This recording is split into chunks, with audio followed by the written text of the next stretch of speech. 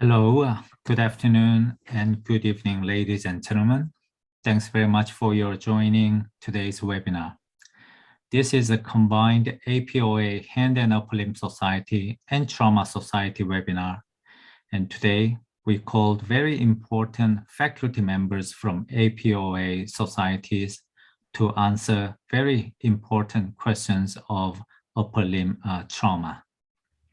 This is the first combined meeting between a Hand and Upper Limb Society and Trauma Society, and we are very happy to share our experience and wisdom with you all, with the APOA members. So before any delay, I would like to have a short introduction how we are going to have this webinar today. Next slide, please.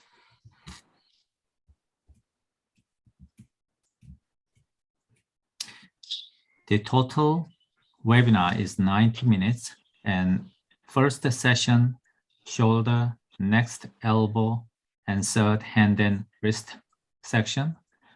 And the webinar is going to be 10 minutes talk and another 20 minutes Q&A. So if you have any questions, leave your questions. And I would like to introduce our Dr. Anup from Trauma Society. Dr. Anup, please. Thank you. Thank you, very warm welcome to this another exciting webinar from Asia Pacific Trauma Society and Hand Society. We have galaxy of speakers today, and this is going to be a case-based discussions. All the delegates are requested to put in their questions into a Q&A box, and moderators will take up the questions to the panelists. And I'm sure that we all are going to learn a lot from our esteemed speakers today. Thank you, over to you. Thank you. So I'd like to share a few things before we start the webinar. First, you can find a Q&A box in your screen, and please use your Q&A box so that we can answer your questions. And moderators will collect all of questions to answer you so that this is going to be really interactive. And the last, the certificate of attendance will be given to you once you finish your post-webinar survey at the end of our webinar. So before any delay, I would like to introduce our first moderator to you. Shoulder section, Dr. Randy, please. Good evening. This is Randy Bindra from the Gold Coast, Australia. And with me, co-moderating today is Dr. Prasit Wangi Ratnachai. Hi, everybody. I'm from Thailand. So without any further delay, I'll ask the first speaker, Dr. Saeed Al-Thani, to give us a 10-minute presentation on 4-part shoulder fractures, the place of fixation, total and reverse arthroplasty. Thank you.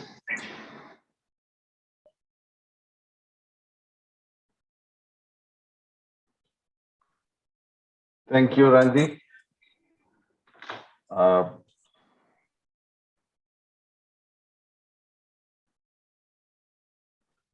So when we talk about 4-part shoulder fracture, we need to learn when we indicate each type of surgical intervention, and also when to indicate an internal fixation and arthroplasty, and what to expect as an outcome.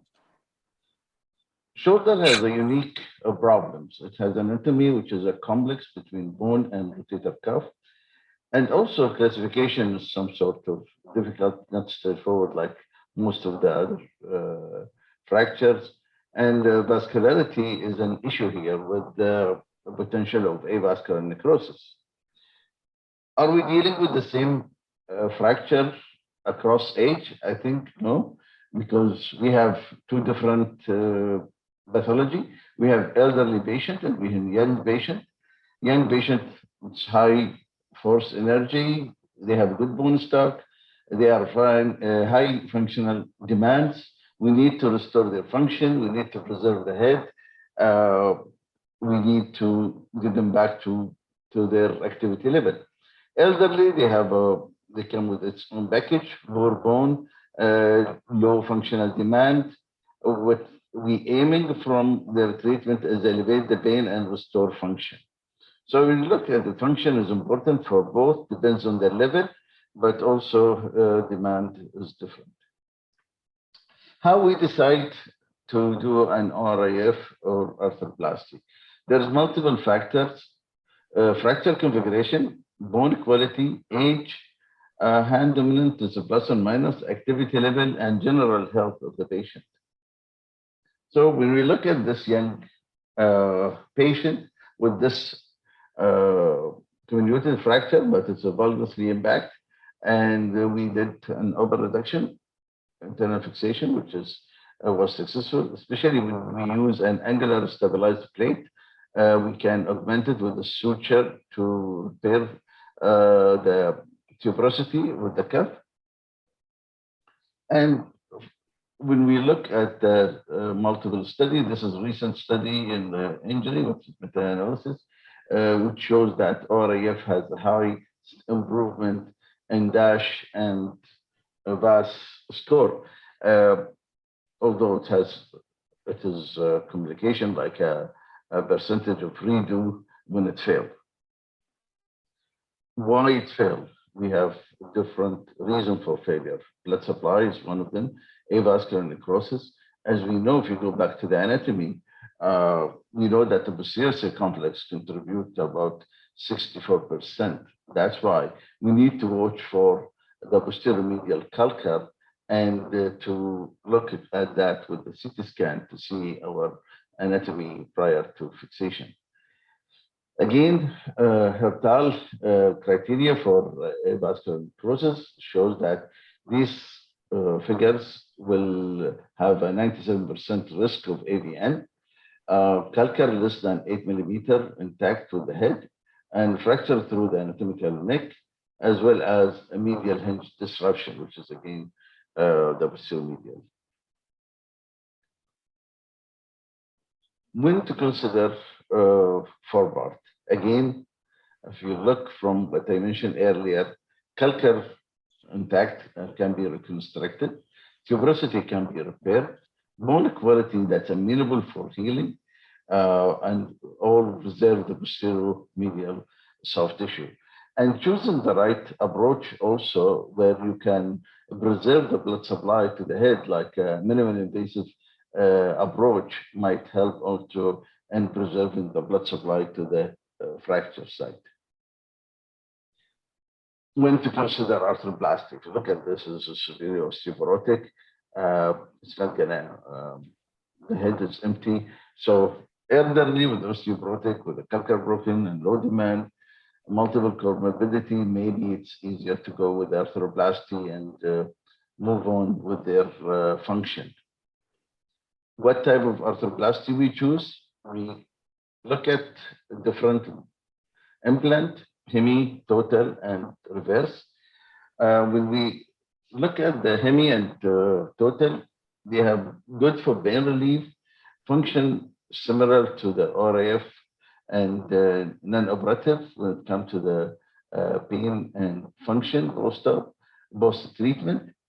It is poor functional result when it comes to the younger patient. This is Sperling in 1999. Although at this time, maybe the only indication for hemi when we have comminuted head splitting fracture in younger patient where we cannot repair or fix. If you look at this, 32 years old, when the fracture is, the head is completely destroyed the head. And here we can do hemiarthroplasty for this patient.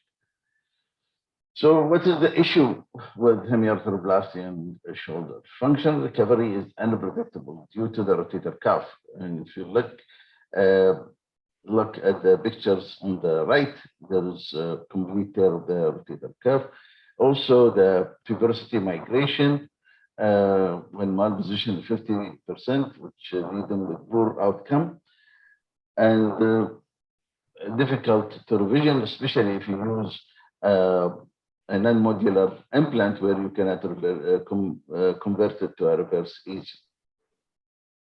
This picture here, this is from a 29 years old lady who had a convulsion and it was fixed with the hemiarthroplasty, and you can see the tuberosity wasn't healed properly. Then reverse shoulder arthroplasty became the holy grail for all the fracture related to forepart in elderly, especially with their scalcal disruption, osteoporosis, tuberosity and union, or poor general health that can sustain only one and fast surgery. Advantage, it's predictable for pain relief and function, and complication is reduced now with the lateralized reverse shoulder arthroplastic design. And you can see from the studies by Torture with the meta-analysis 16 study shows a constant score, and AS is improving. And also it has a less complication rate.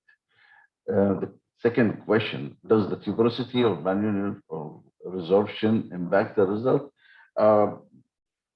Van Helmont shows in a recent paper with the Journal of Shoulder and Elbow Surgery, shows a 41 patient with reverse tuberosity excision. Strength is 5 out of 5 in 41 patient.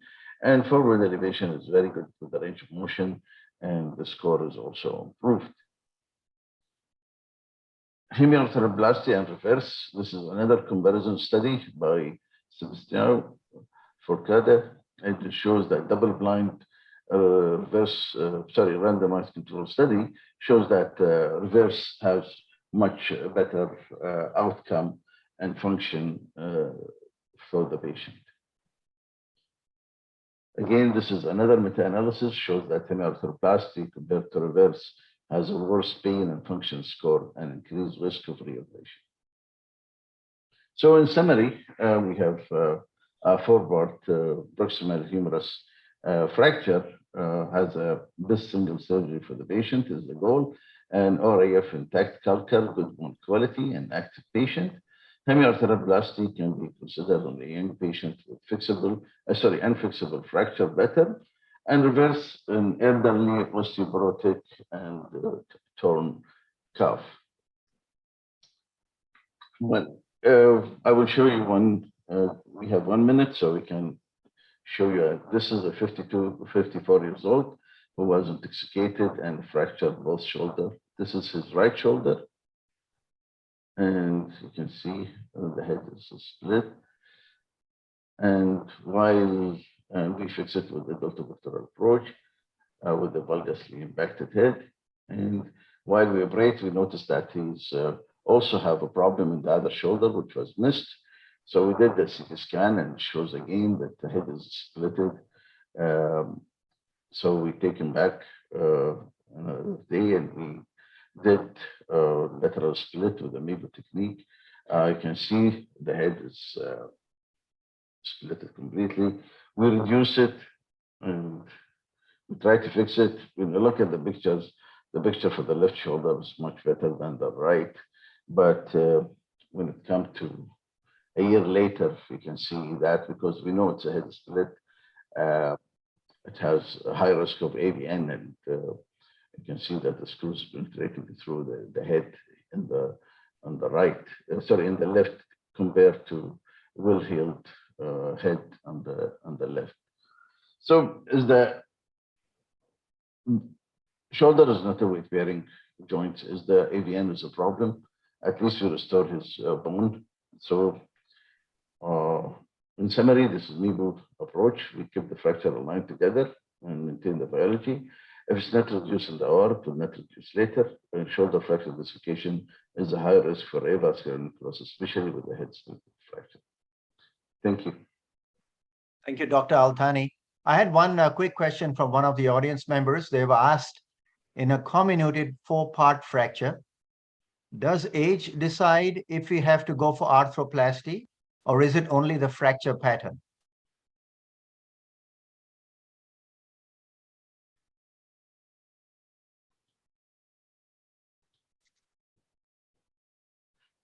Were you able to hear the question, Dr. Altani? I think no. You couldn't hear the question? Randy, can we collect all Q&A at the end of second talk?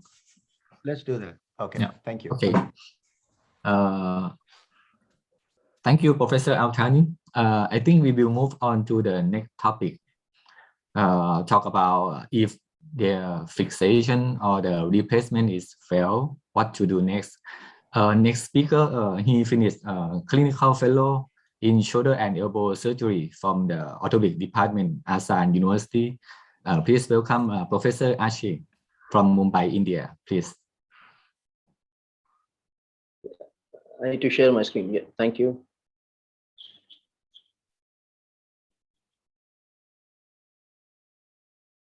Sure.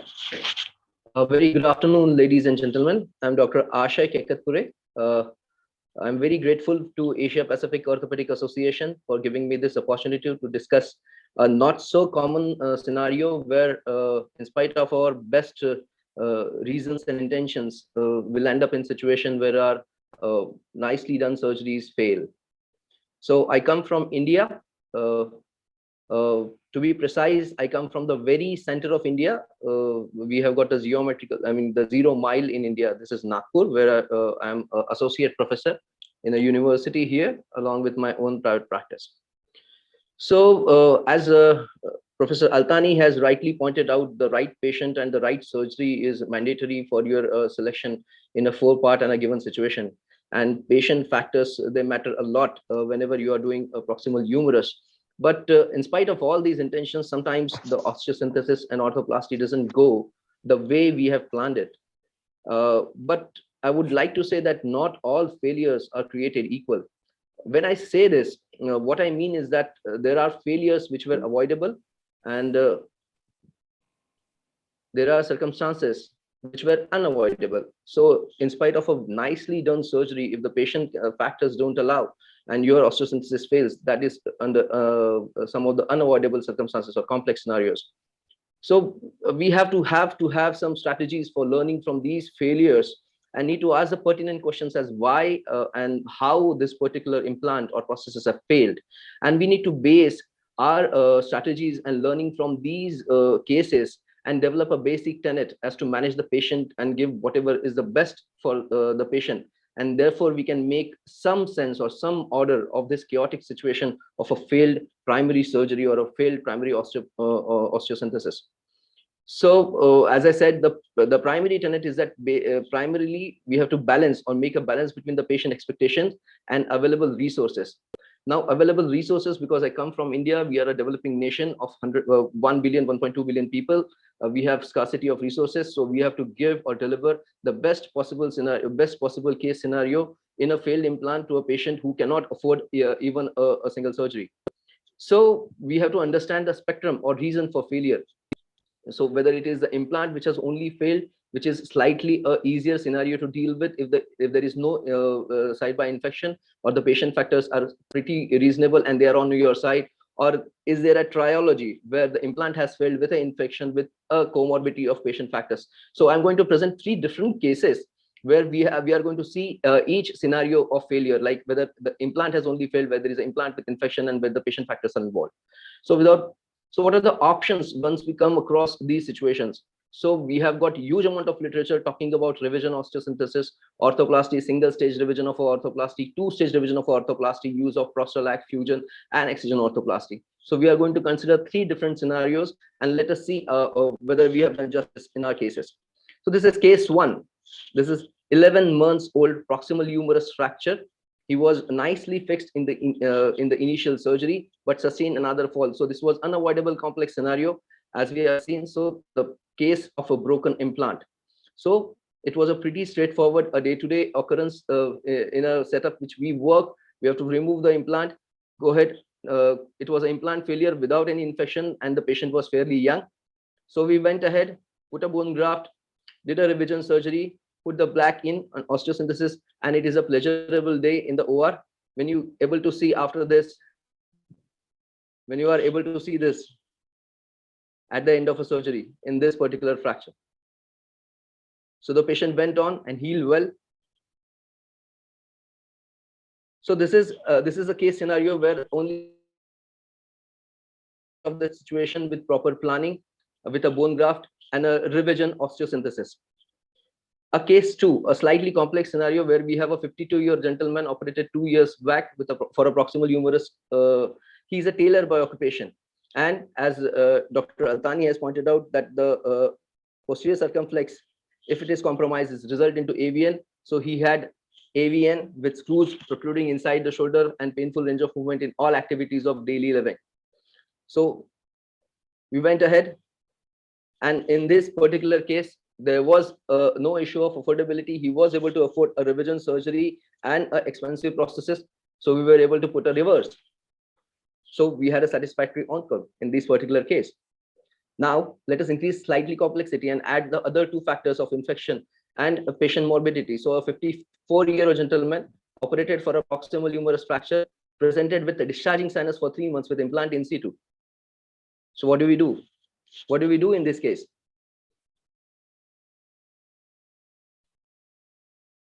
So the available options were, and he was a farmer by occupation, a laborer who can't afford a revision surgery or revision multiple surgeries.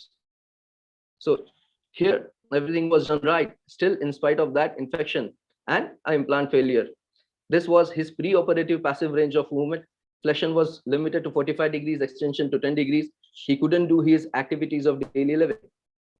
So we thought we were smart. We would put a stage 1 cement spacer with a mold, but it is not available in India, and there are serious cost issues. So there is a facility of a 3D printing. We got a CT scan of the opposite shoulder. We molded it with the help of our dental guys, and we created a mold which was indigenous.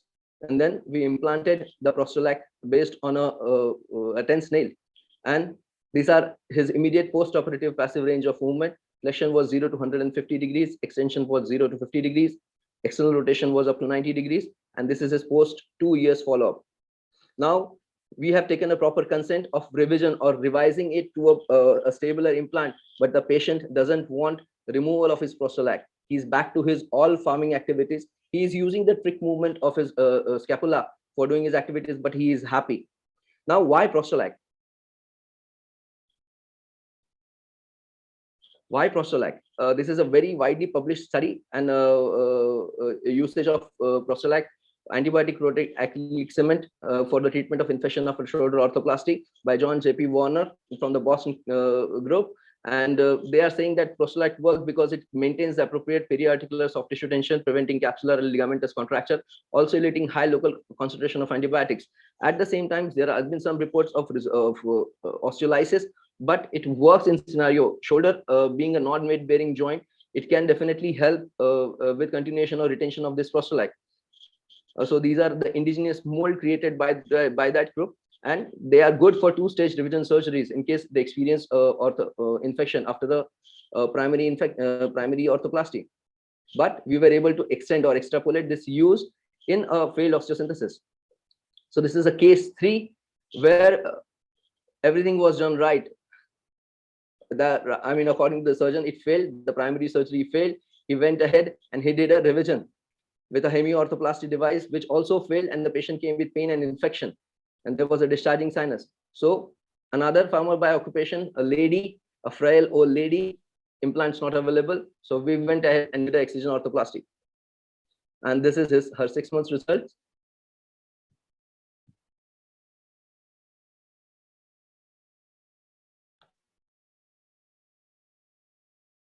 And this is the 18 months follow-up.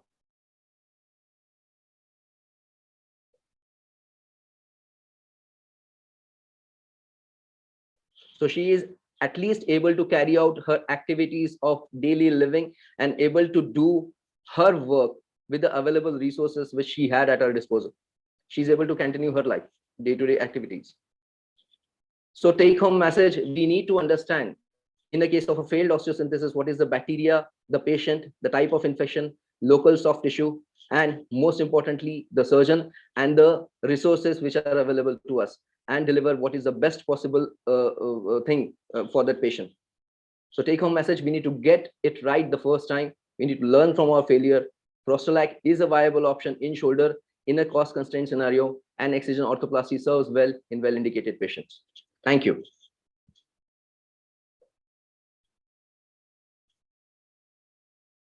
Thank you a lot, Professor Ashe.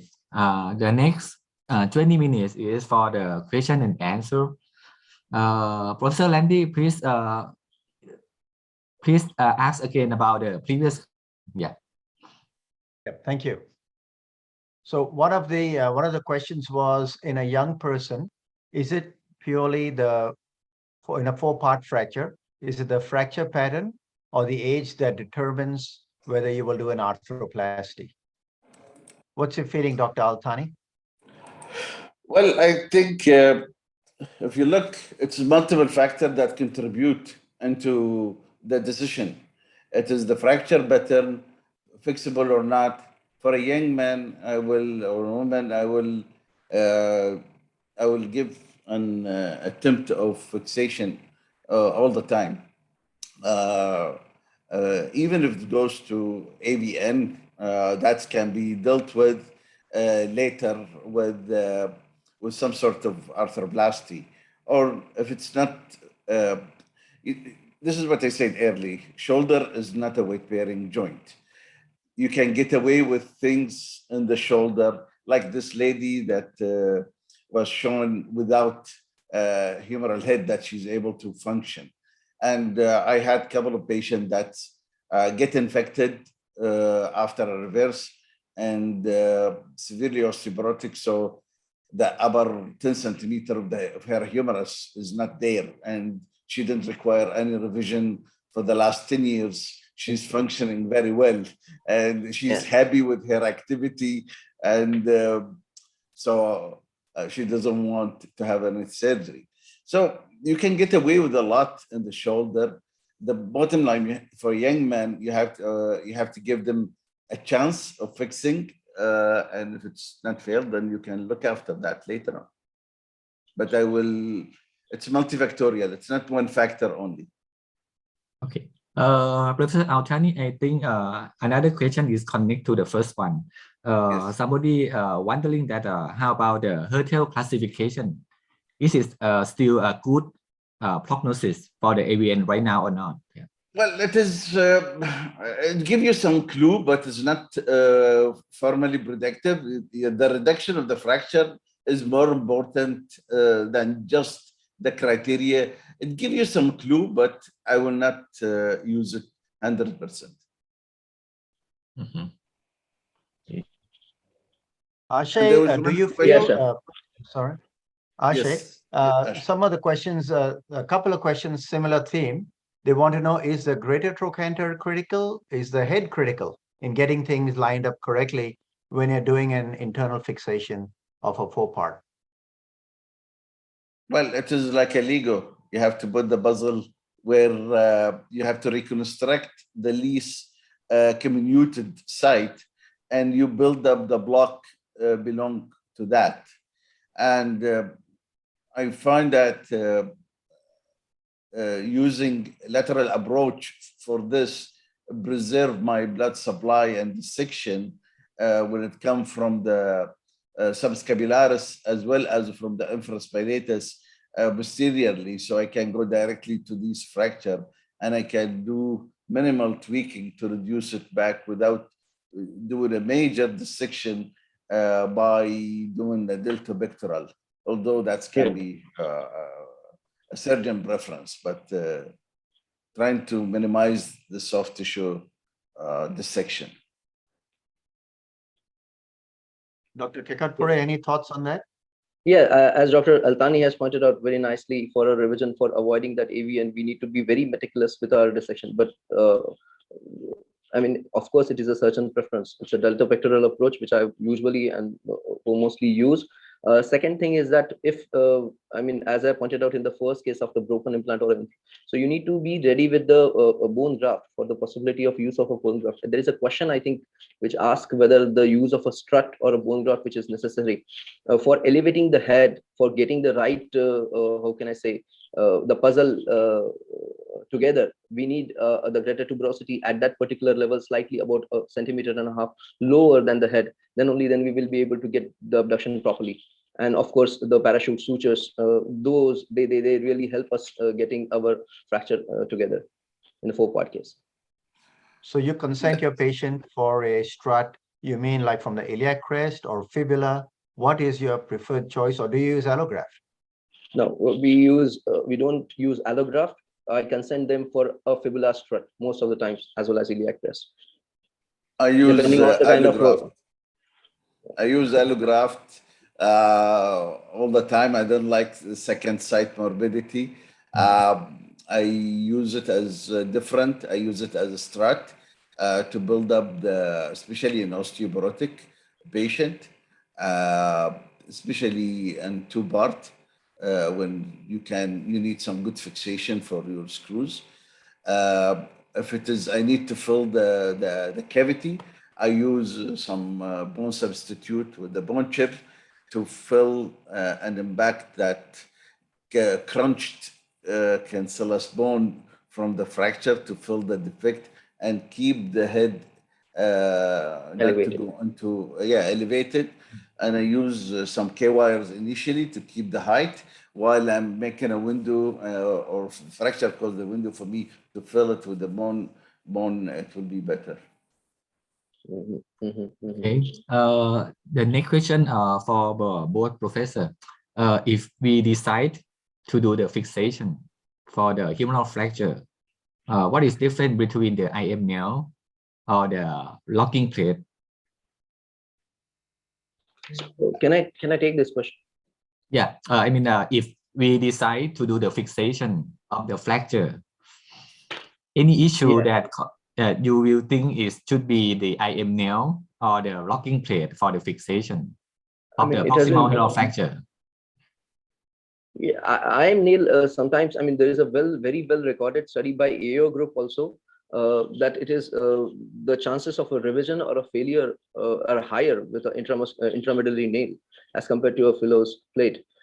Philo's, of course, it is a technically slightly demanding, but in a well executed Philo's fixation, a 4-part fracture will behave very predictably. If the tuberosities are, the suturing is done right, if you have taken a proper control of your tuberosities, then I think a Philo's plate is a better implant. This is just my can I say experience? Well, I agree. In my opinion, I think it's okay. Although there's a nailer who would do a better job with the nail, but in my hand, I think I'm more control on the fragment with the blades. I can have good fixation. The problem with the nail, it has 2 or 3 screws in the head. It might not capture the fragment properly. It might toggle around it. It will not give that proper fixation, although that's debatable.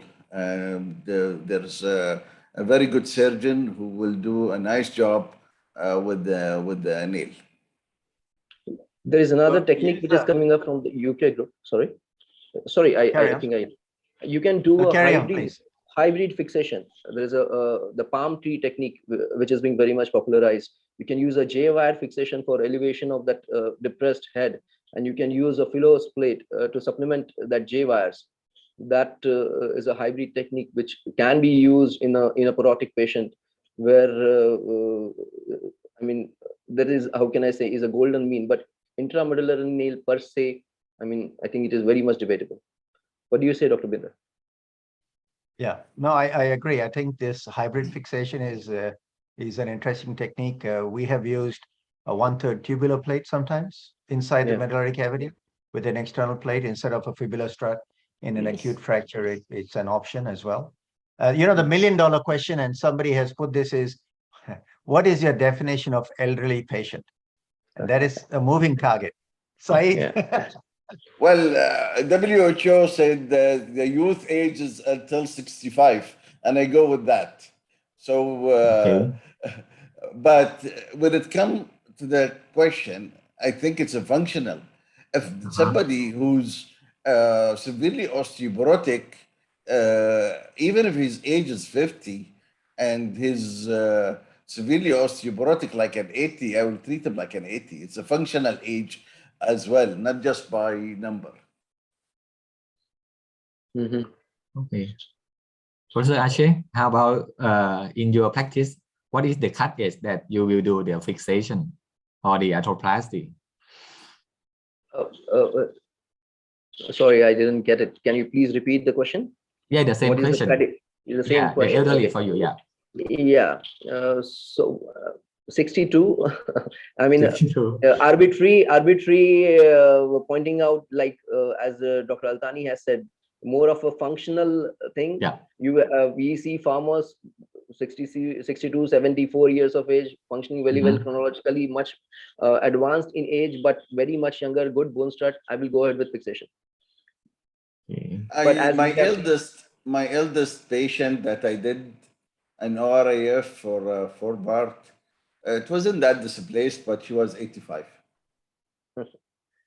good bone structure, I guess. She has very good bone stock, Yeah. and when you have good bone stock, you have good bone stock. Okay. Yeah. So Ashe, there's a question here. What would be the minimum time interval or safe interval between your cement spacer and you're putting a definitive implant? And if you can just give us a little more detail on, when you take your implant out, what cultures you do, when do you decide the patient is infection-free and you're ready to move on to the next step? Okay. Thank you for this question. This is very important. The defined time, I mean, for getting my spacer out, it has been, we have learned a lot from our hip and knee colleagues that the cement keeps on eluting, say around 2 months to 2.5 months. The cement keeps on eluting the antibiotic for 2.5 months. And after that, it only acts as a spacer.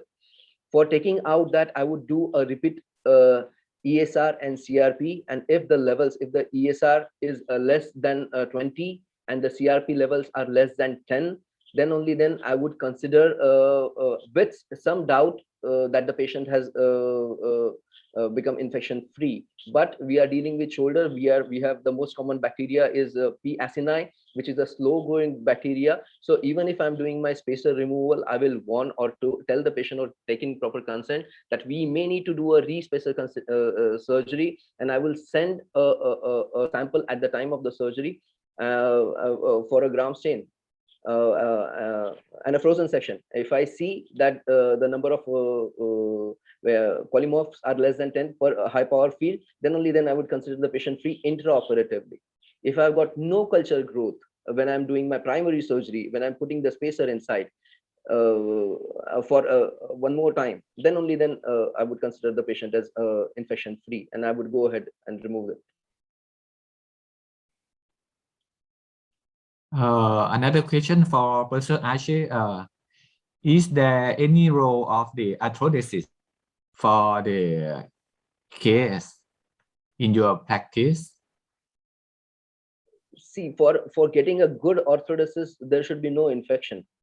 First and foremost, I have very limited for the case that is maybe fail from do the arthroplasty or and also have the infection. Yeah, right. Yeah. There is definitely role of fusion, but I have no experience with fusion per se, and whatever I have exhibited are my cases in the last few years, and I have not come across a scenario where I had a fusion done. But let's see. But there is a definitive role of a fusion in a well-indicated patient when there is no infection per se in a failed surgery. Said, here's another question about internal fixation. How do you feel about application of a medial plate when you're treating a proximal humerus fracture, applying a plate medially on the calcar? Well, that's I didn't use it in my practice.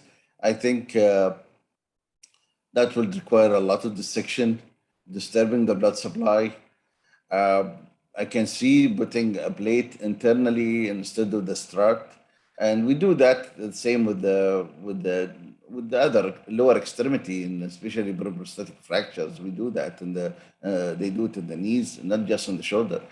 But I think there was a few this technique about using a smaller blade to restore the calcar. I think that's overkill. Okay. It is maybe when you look at the fracture itself, depends on what you're dealing with. You're dealing with a young man, or you're dealing with the adult, with the osteoporotic older age. So if it's dealing with a young man, overall reduction is more important than just going over small pieces. And you need to put a screw to support that calcar to avoid collapse, yes. But I will not go to put a plate very there. It's overkill. Elderly, if it is that comminuted that you need to put a plate there, then just go ahead and do reverse and move on. Yep. I think orthoplasty will be a better option over there. Asha, there's Okay. one more question for you. In the second case that you showed, Yes. in the patient with AVN, Yes. why did you select a reverse shoulder instead of hemiarthroplasty? Because the patient was 52. We went ahead and we saw that the cuff condition was not good. So the initial plan was going ahead with a hemiarthroplasty only, but the glenoid side was also very much involved, and the cuff condition was also bad. So a surgery or a final surgery would have been a reverse for him. On table, it was a decision which was made on table.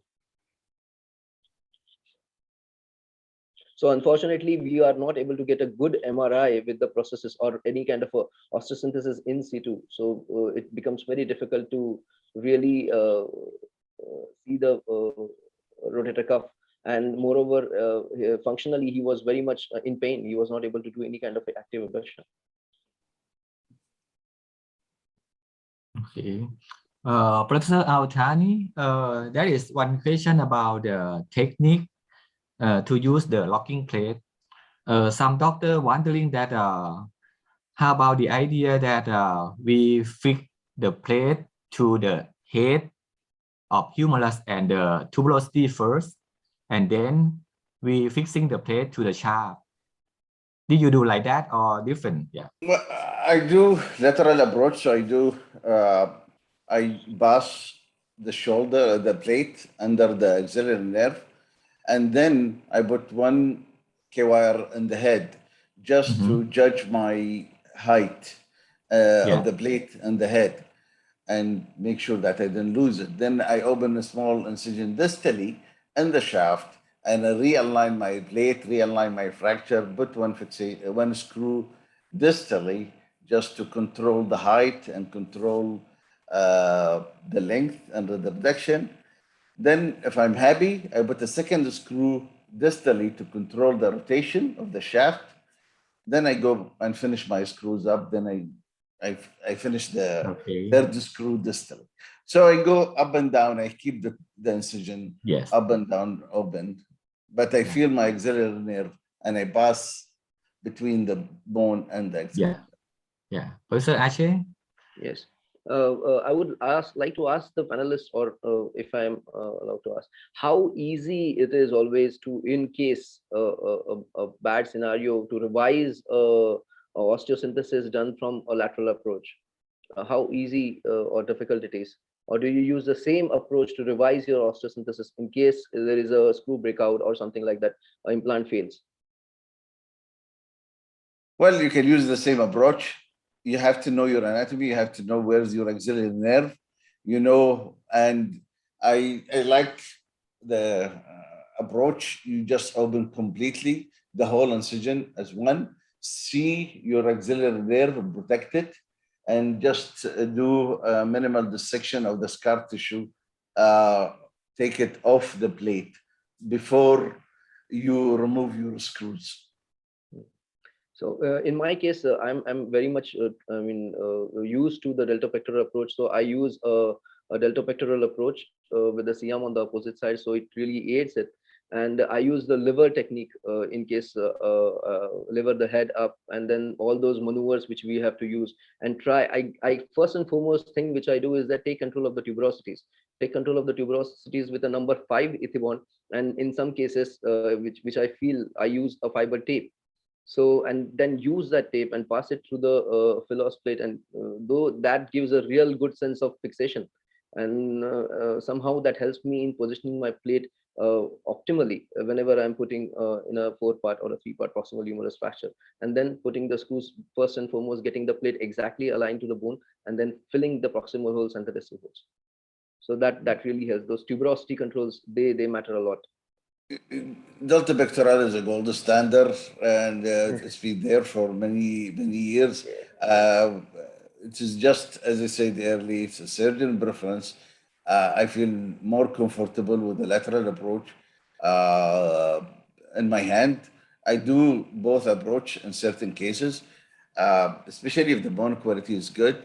But if the bone quality is osteoporotic or bone quality is bad, I go back to lateral approach, because I don't need to dissect around the greater tuberosity. I don't need to dissect around the infraspinatus. I can see them. I can put, if I want to put another plate to buttress the GT of the Philos plate, I have a small place to put a small fragment or 1/3 tubular, like a buttressing. Sometimes the screws doesn't go into the bigger chunk. It goes to the main chunk, but not, and so you need to add another plate posteriorly to hold things. So that's give me flexibility. Thank you very much. Let's wrap up this session. Thank you for 2 excellent presentations and discussion. Thank you to my co-moderator. We'll move on to the elbow section. Thank you. Okay. Next, we will move on to the elbow session. Please welcome Professor Al-Thani. He is the moderator of the next session, please.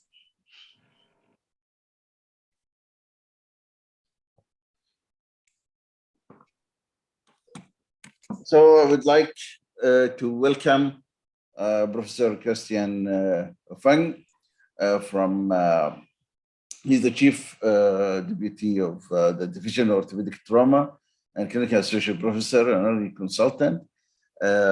He's an orthopedic trauma of the wrist, elbow and shoulder, hip and stapulum, and knee and ankle, 3D printing for deformity, trauma, and musculoskeletal condition. He's performing a lot of reverse shoulder replacement and dealing with the osteoporotic injury as well. Professor Fang, the stage is yours, talking about the interarticular elbow fracture. Thank you, Prof. Al-Thani. So I'll share the screen. Great honor to be with you all in this upper limb session. I'll be talking about comminuted intra-articular elbow fractures. Particularly, I'll be focusing on Monteggia variants. These are difficult fractures. So what we know from the evidence is these type of Monteggia fractures, when associated with either anterior or posterior dislocation of the radial head, is associated with poorer prognosis. Those are the Battle type 2 or 4, and Jupiter classification 2A, 2D. Anyway, the key is when the articular part is comminuted, and if the joint is unstable, you get poor prognosis. Let's go to one of the example cases. We go straight to the CT scan. She's a 48-year-old lady, had a simple fall injury and a fracture pattern like that. We look at the 3D, we can assess clearly. Look at the coronoid. The coronoid is a rather big piece here. Look at the olecranon. It is shattered, very small. Look at the radial head. This is not dislocated. So I would say this one is rather easy. Olecranon. So I want to introduce you this list, how to analyze the problems, because these are always going to be complicated. We look at the ulnar. What's the status of the olecranon? It is comminuted and small in this case. What's the status of the coronoid and the metaphysis? It's large. It's a large spike wedge, relatively easy. What's the status of the radius? Is this dislocated? It's slightly subluxated, but you can guess the lateral ulnar collateral ligament is probably okay. Is there head and neck radial fractures? None in this case. So we just go straight forward to fix the ulnar and put 2 additional K wires to a small olecranon fragment. Not much attention to the ligaments, to the radial head. She gets good outcome. Let's look at another one. That's a 54-year-old lady. So nowadays we have this 3D technologies. I always want to get a 3D reconstruction of all the cases and really look at it. And in PowerPoint, we can actually show these 3D illustrations quite clearly. So look at the radial head here. So we'll go through the list. Ulnar, the olecranon, what's the status? It's the largest olecranon fragment, but the coronoid and the sublime tubercle is really comminuted. That's going to be difficult and problematic. Are we going to be able to get a good fixation here? So most of the attention has to be paid there. That's my favorite approach, the direct posterior midline approach. And I want to go on either side of the ulnar and use suture cerclage if possible, and 3D printing many of the fragments. So intraoperatively, I can have a look and assess where to put these sutures. The sutures usually are very reliable in giving a preliminary reduction, and I favor the nice knot cerclage loop technique. So you can bring the sutures to a temporary tension, and you can release it if you don't like it, and retension later on. So here you can see a fracture gap. And these are my favorite implants with special tabs. So screws can be inserted towards the sublime tubercle to the coronoid, and multiple of them, and then also into small olecranon fragments. So these cases, if reduced nicely, fixed nicely, they would end up with a good outcome and without too much soft tissue dissection.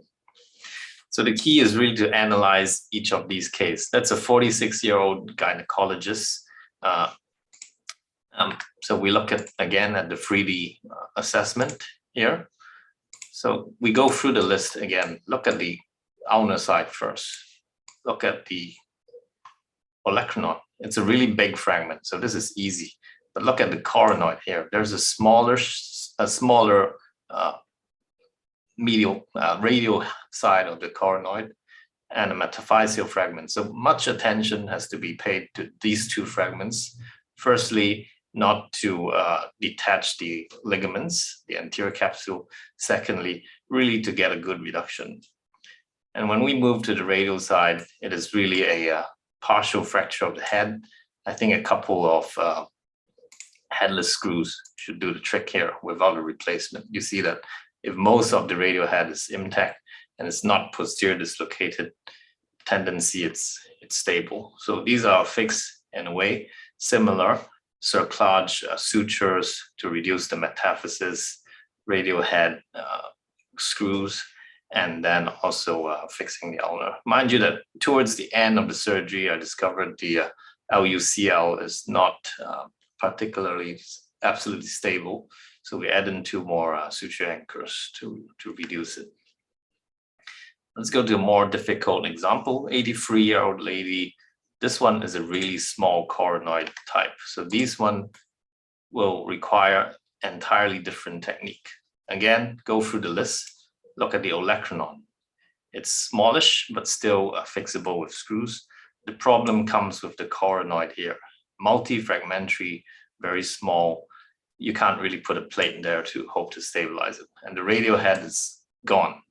It is totally shattered. Again, there's no hope in reducing or repairing this. So these one, go for a replacement, radial head replacement. And then my trick is to use a suture to fix to the anterior capsule and bring it backwards and tie onto the plate on the bone. So intraoperatively, we use the trans-olecranon fracture approach. Since it's fracture already, we might as well go for the fracture, remove the radial head, see that's the radius, The coronoid, we don't detach it. Attach it to strong sutures so you can tie it back up to the plate in front. So really, the coronoid have 3 different types: small, medium, large. And there are different ways to tackle it. Small ones, sutures. Medium ones, you can also use sutures, but sometimes you need an anterior buttress plate, especially if the ulnar in the posterior part is intact. There's no way to go through the back. You have to go through the front. I personally don't prefer anterior plates because the chance of joint stiffness or nerve injury in the split FCU approach is higher. And if it's large, it's easier to use leg screw and cerclage sutures. And this is really a main consideration in your decision making. The problems: sublime tubercle fractures, radial head loosening, valgus drift. Each of these, they happen. Now, these are similar cases. If not fixed nicely, we try to plate the sublime tubercle and not successful. They go into posteromedial instability and migration. Similar case like that. You see osteoarthritis of the medial part of the elbow joint. Eventually, these loosen and they require elbow replacement. Luckily, after elbow replacement, usually these patients do fine. And the other side, if we don't have a good radial side of the coronoid, and then the radial head is not well fixed with an implant, they go to valgus drift, radial head loosening. The symptoms of these patients are relatively less, but the cosmesis is not very good. Let's look at one last case. So this one, again, it's a moderate sized coronoid, very comminuted looking from the CT.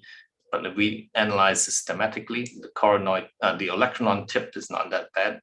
Coronoid, it's a big size, one fragment from radial to the sublime tubercle. So if we fix this one critically well, she should do well. Radial head is all shattered, you see. So theoretically, you should require replacement. So let's see what's done in this case. We actually put good screws into the large sublime tubercle fragment, and it was stable enough. And we thought the ligamentous stability is actually quite good. These old ladies, usually when they injure the elbow, energy is lower, so ligaments are better without doing anything to the radial head. She has this in 3 months' time. So really not too bad. If you pay attention to the list, they can have good outcome. So that's the summary. Approach mainly posterior, coronoid fixation according to size, suture cerclage very useful, ligamentous stability plays a critical consideration, and the radial head replacement only if it's unstable, not always. Thank you very much. That's my slides.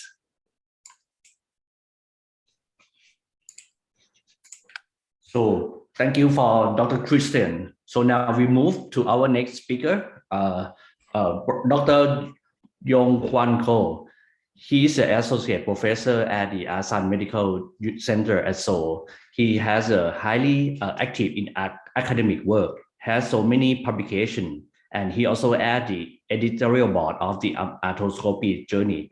He will talking about the elbow replacement for elderly osteoporotic fracture, tips and tricks. Please welcome.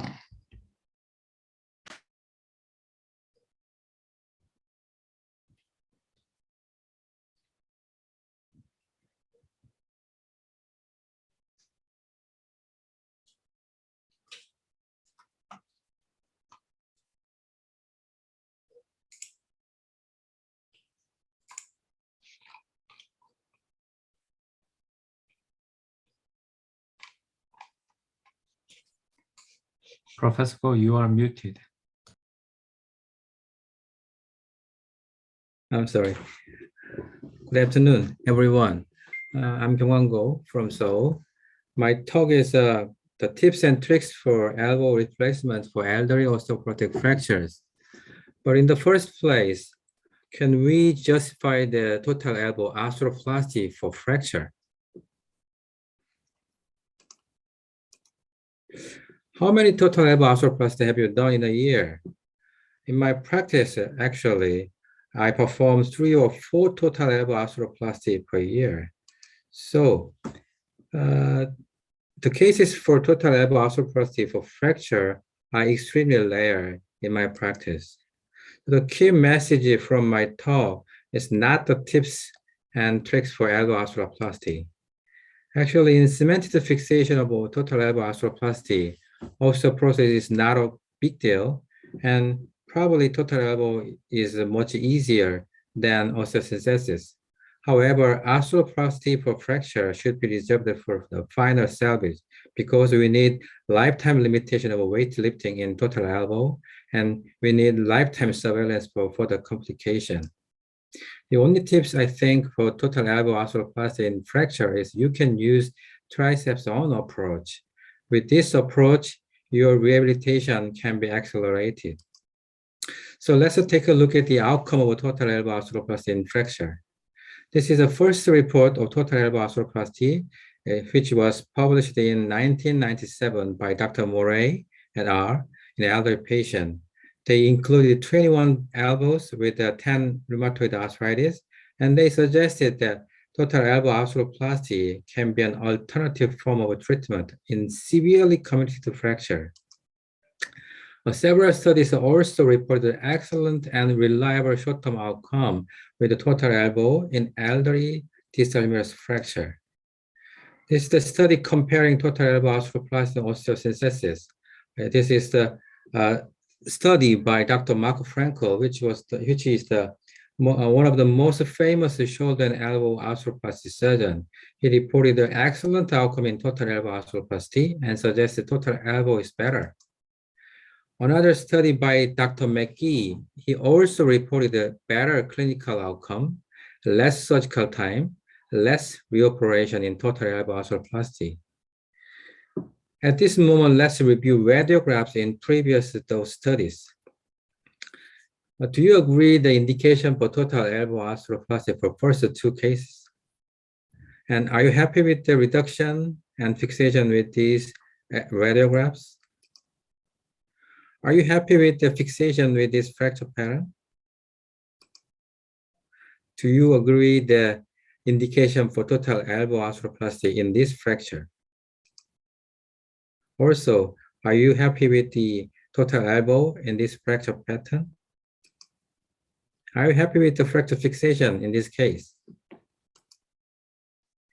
So, I'm sorry, I can't agree with the quality of reduction and fixation in those studies. I can't agree with the indication for total elbow arthroplasty with these radiographs. So, what is the indications for total elbow arthroplasty? Probably severely comminuted articular fracture, low transcondylar fracture, and sometimes older enough with osteoporosis. You can see articular comminution in this patient.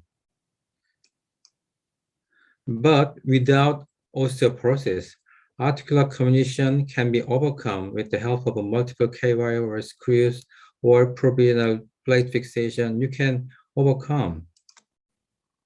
How about this case? You can see low fracture line and some articular comminution in 74-year female and 1 month of surgical delay. In this case, I think the total elbow arthroplasty is more preferable. How about this case? There was severe comminution in articular side and with the olecranon fracture. So someone might want the total elbow arthroplasty in this case. But what if the patient is only 40 years old? Do you still want total elbow arthroplasty?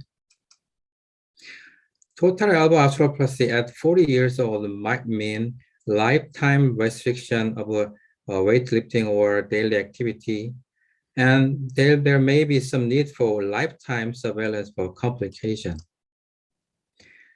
88 years old female patient with intercondylar fracture, you can see some articular comminution, but if you can achieve the adequate fixation, adequate reduction, and I think the osteosynthesis is most preferable treatment.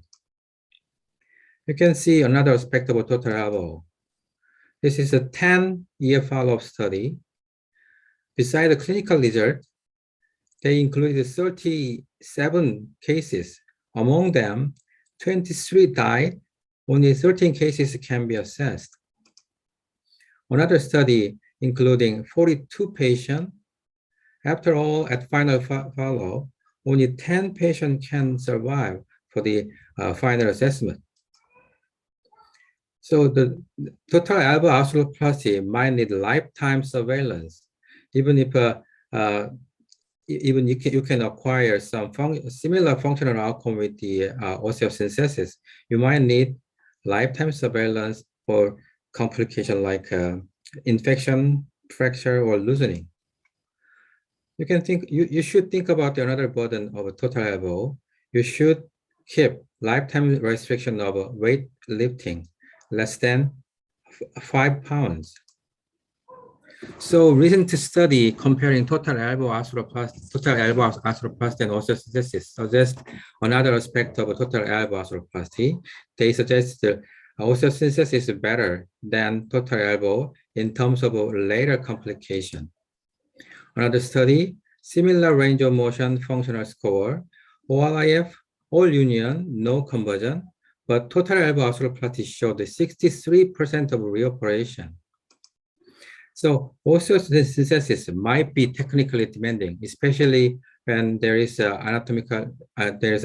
articular fragment comminution. Osteosynthesis is more problematic in osteosynthesis. But with the current technology of locking plate, once the fracture heals, there may be no need for less restriction in daily living. Early outcome of a total elbow would be promising, but it cannot guarantee long-term outcome, and there'll still need lifetime limitation of weightlifting. So I think that total elbow arthroplasty for fracture is indicated only in elderly who failed osteosynthesis, or osteosynthesis seems too difficult and there is significant osteoporosis and patient is too old. Then you can consider total elbow arthroplasty. Thank you very much.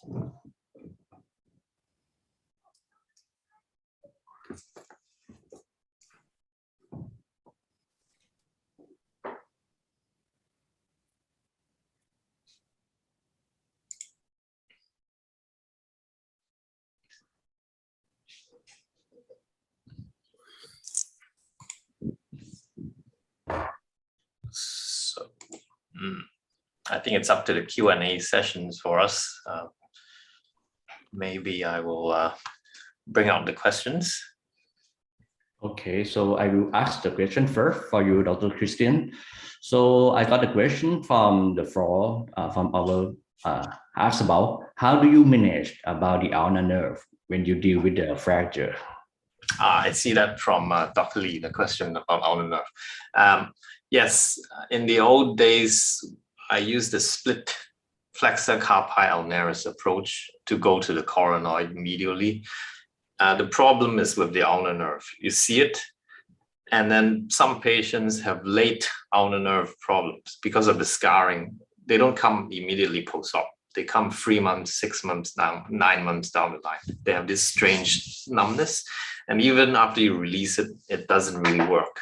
So it came to me that now I'm totally avoiding seeing the ulnar nerve as much as possible. So the preference is to directly go posterior. Don't see the ulnar nerve. Don't use the split FCU approach at all. If I need to go anterior, I will use the modified Hotchkiss or 50-50 approach, go through the muscle mass, and then avoid the ulnar nerve.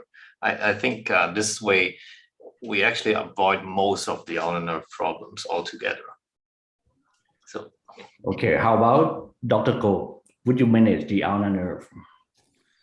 I always find the ulnar nerve and then identify. And if usually trauma surgeons prefer FCU splitting approach, but I think with that approach, sometimes you can have some difficulty to the coronary process. So I will prefer the case by case. Mhm. And usually ulnar nerve can be transposed to the anterior. Okay, that means you transport the nerve anterior. Okay. So another question for the Dr. Christian. So I think you have the very wondering technique how to replace the radial head from the posterior through the fracture side. So how do you determine the size or the length or the height of the radial head prosthesis from that approach? Because that is not usual approach for the radial head replacement. Yes, the question from Erica, Yep. I think a very difficult question.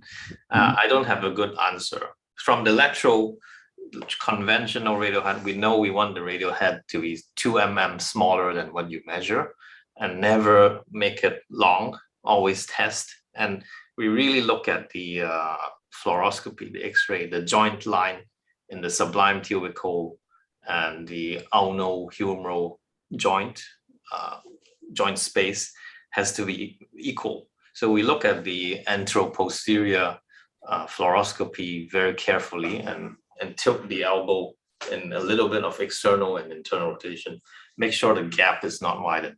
I think that's the best guess that you have. So the suture reduction technique that I use gives you a chance of temporary reduction. So you can always put your radial head trial in and temporarily reduce the olecranon, flip it back, close everything without the plate. So it won't block your way in assessing in the fluoroscopy. And then if it doesn't go right, just open up and then change the head size. Of course, we look at the radial head grossly to see that the height actually matches the proximal radial ulnar joint, where the coronoid is really, it must not be higher than the coronoid. I think that's the way I do it.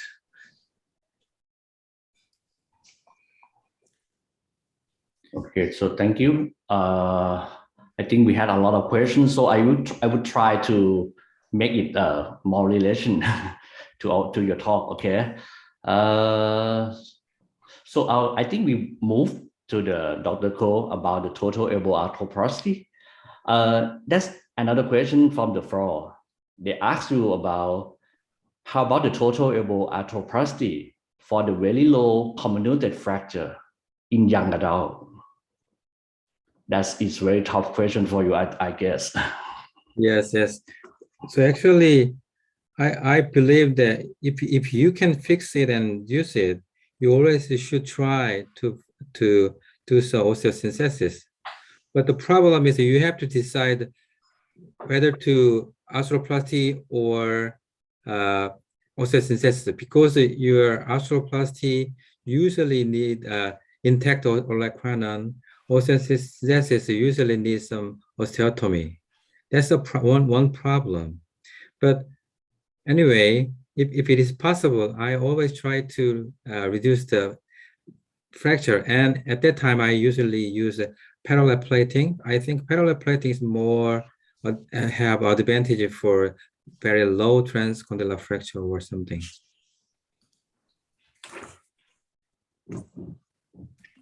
Can I ask a question about the approach you use for total elbow? For fractures, it's slightly different because sometimes you want to sacrifice the epicondyles, and then it makes your approach actually easier. Therefore, for me personally, I do not split or detach the tricep mechanism. I use a para-olecranon approach. I want to know your approach for fractures in total elbow. Yes, I agree with you totally. I think that the only advantage of a total elbow arthroplasty in fracture, you can use triceps on approach. So I prefer total elbow with the triceps on approach, like you. So sparing the triceps, really, yes. You don't need any protection afterwards. Yes. That's great. So Dr. Ko, that means you plan before you do the surgery, right? Yes, or yes. you face the very difficult distal humeral fracture.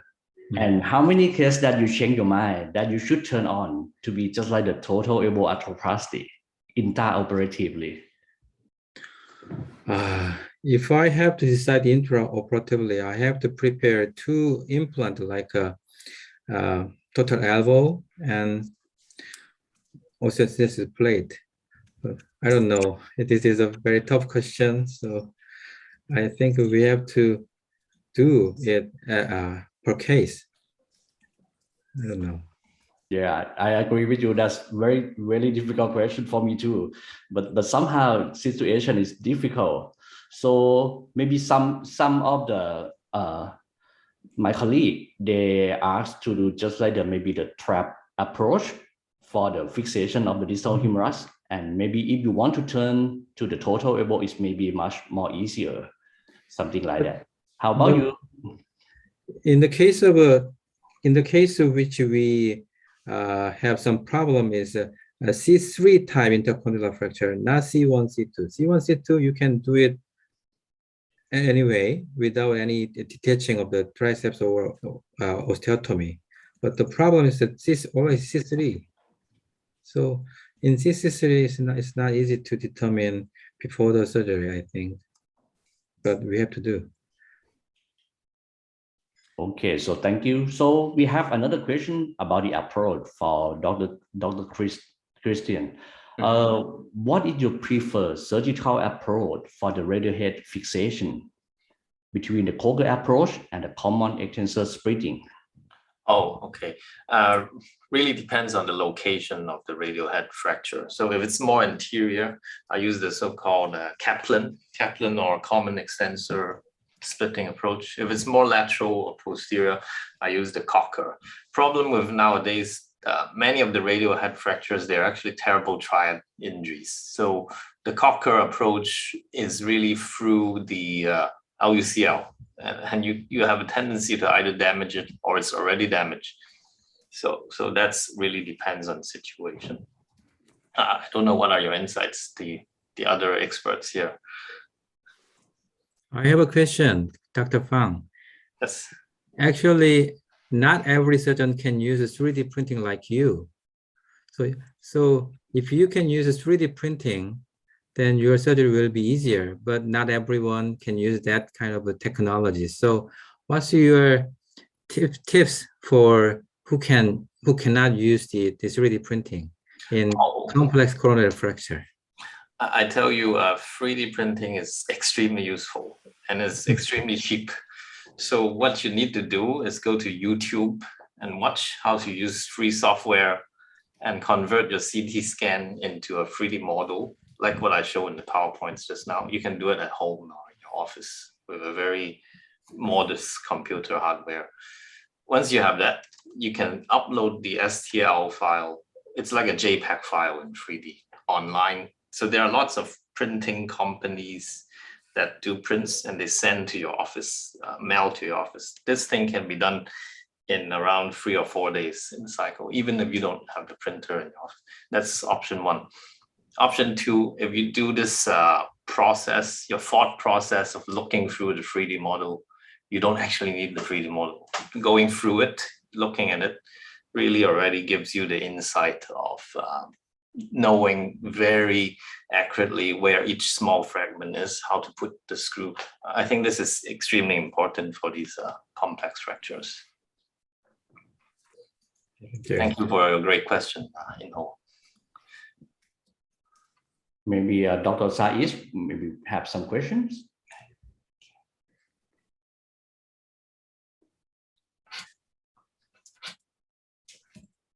You are muted. There was a question, but that I think the shoulder session was asked.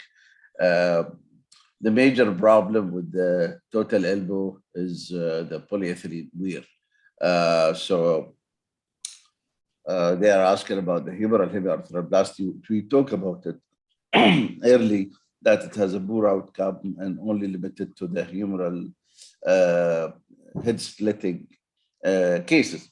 But let us go back to the elbow that would unify this question as what you tell the patient regarding the polyethylene lead? What is your advice to them? Professor Koh. Actually, the polyethylene problem is more problematic in total elbow. So I think in younger patient, and you cannot avoid the total elbow arthroplasty, then you can consider some kind of a hemi-arthroplasty from the latitude implant. You can use that implant with only hemi for the distal humerus. But in that case, your ligament should be intact. Or I have one cases for tumor. In tumor, I have to remove the distal humerus, whole distal humerus, and I use the allograft of a distal humerus. In that case, if you can repair anterior and posterior capsule tightly and lateral side ligament repair can be possible, then you can use a hemiarthroplasty for those patients who are worried about who the pushing wear is concerned. I think hemiarthroplasty can be another option. Oh, by the way, I have a question, Dr. Koh. Radial heads. We have the cemented, non-cemented. Now we have the radial heads that are designed to be not cemented but loose from day one. What's your thought? What's your preference on these implants? I think for the radial head replacement, I think non-cemented by Dr. Graham King would be preferable than that were fixed with a cementless fixation. I mean, naturally, we cannot match the original radial head. So if your radial process is somewhat reluctance, then your radial head will be adapted to the original anatomy. So I think if I have to use a radial head, I prefer that kind of somewhat loosened implant for radial processes. Okay, so thank you. We have another question for Dr. Fan. So as we know, the dorsal surface of the ulna is not flat, right? Maybe somehow ulnar dorsal angulation would happen about the montitia. So what would you think about how do you consider about the dorsal ulnar angulation when you fixation of this kind of fracture? Dorsal. Yeah, I see the question from Inho. I think he is asking the on the dorsal surface on the posterior side of the ulnar.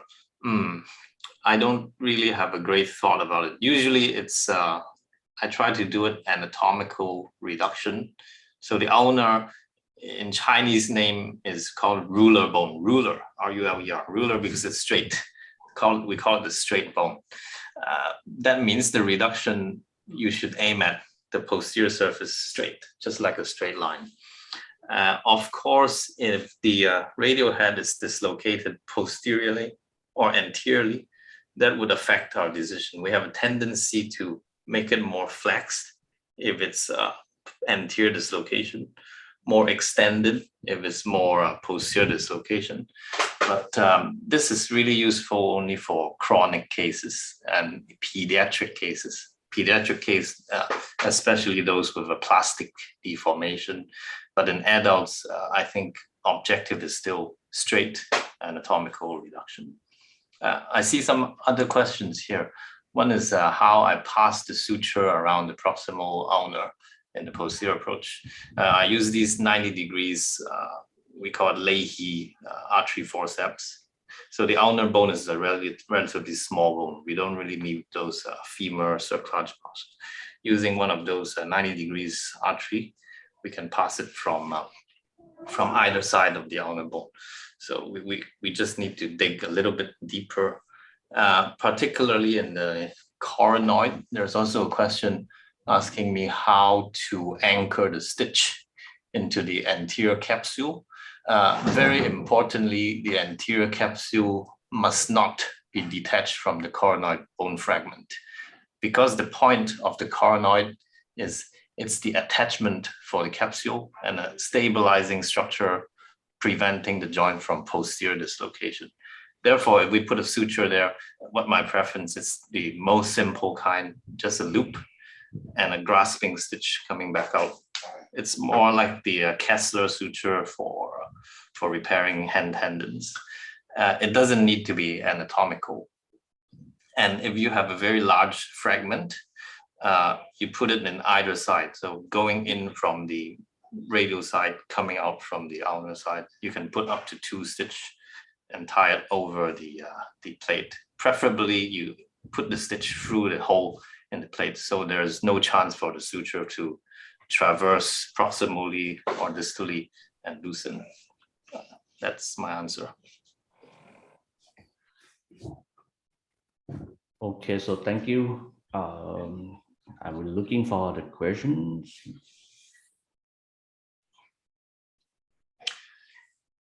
When dealing with non-phagia fracture, after fixing olecranon anatomically, the radial head should be reduced. Have you ever had a case when radial head went out immediately day 1? Not in adults, but in kids, yes. In children, these are tricky, but I think it's totally another issue. It's usually related to malreduction of the ulnar shaft. One trick I can share is the ulnar, if it's chronic, the radial head, if it's chronically dislocated, and if you're going from the back and the dislocation is to anterior side, you can put a loop suture through the radial neck, and the loop suture can be tied towards the ulnar implant, the plate. This creates a constraining device that prevents the radial head from moving anteriorwards. I think that is very useful if there's an anterior dislocation. However, if it's a posterior dislocation, you really have to repair the LUCL or put a fiber tape kind of graft or composite material, internal brace to really reconstruct the LUCL. Posterior dislocation is much more difficult to handle. Okay, so thank you. I think we have the last question about the option about the radial head excision in trauma.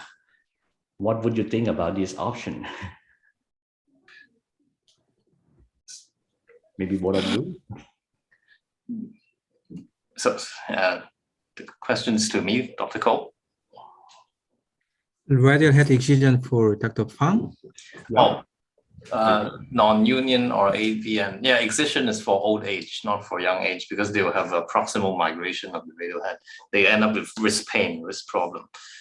So you put in a radial prosthesis. If it's a lot of bone loss, you put in long stem. Huge amount of bone loss, you put in a custom prosthesis, 3D printed. Nowadays it's possible. AVN, you deal with it the same way. Old age, just don't do anything. Young age, change it to prevent the collapse in length. So I think we have so many questions, Dr. Said, but we run out of time. Yeah, I think it's a nice interaction, and I think time to move on to the next session. Thank you. I think I'm the moderator for the next session. So I'll share the screen for the next presenters. Our next speaker is Professor Randy Bindra.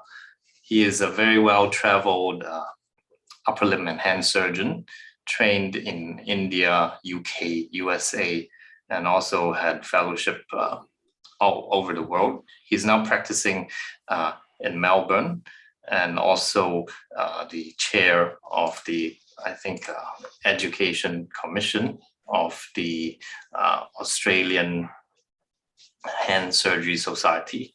So may I have Professor Randy Bindra to give his talk on complex distal radius fracture. Thank you.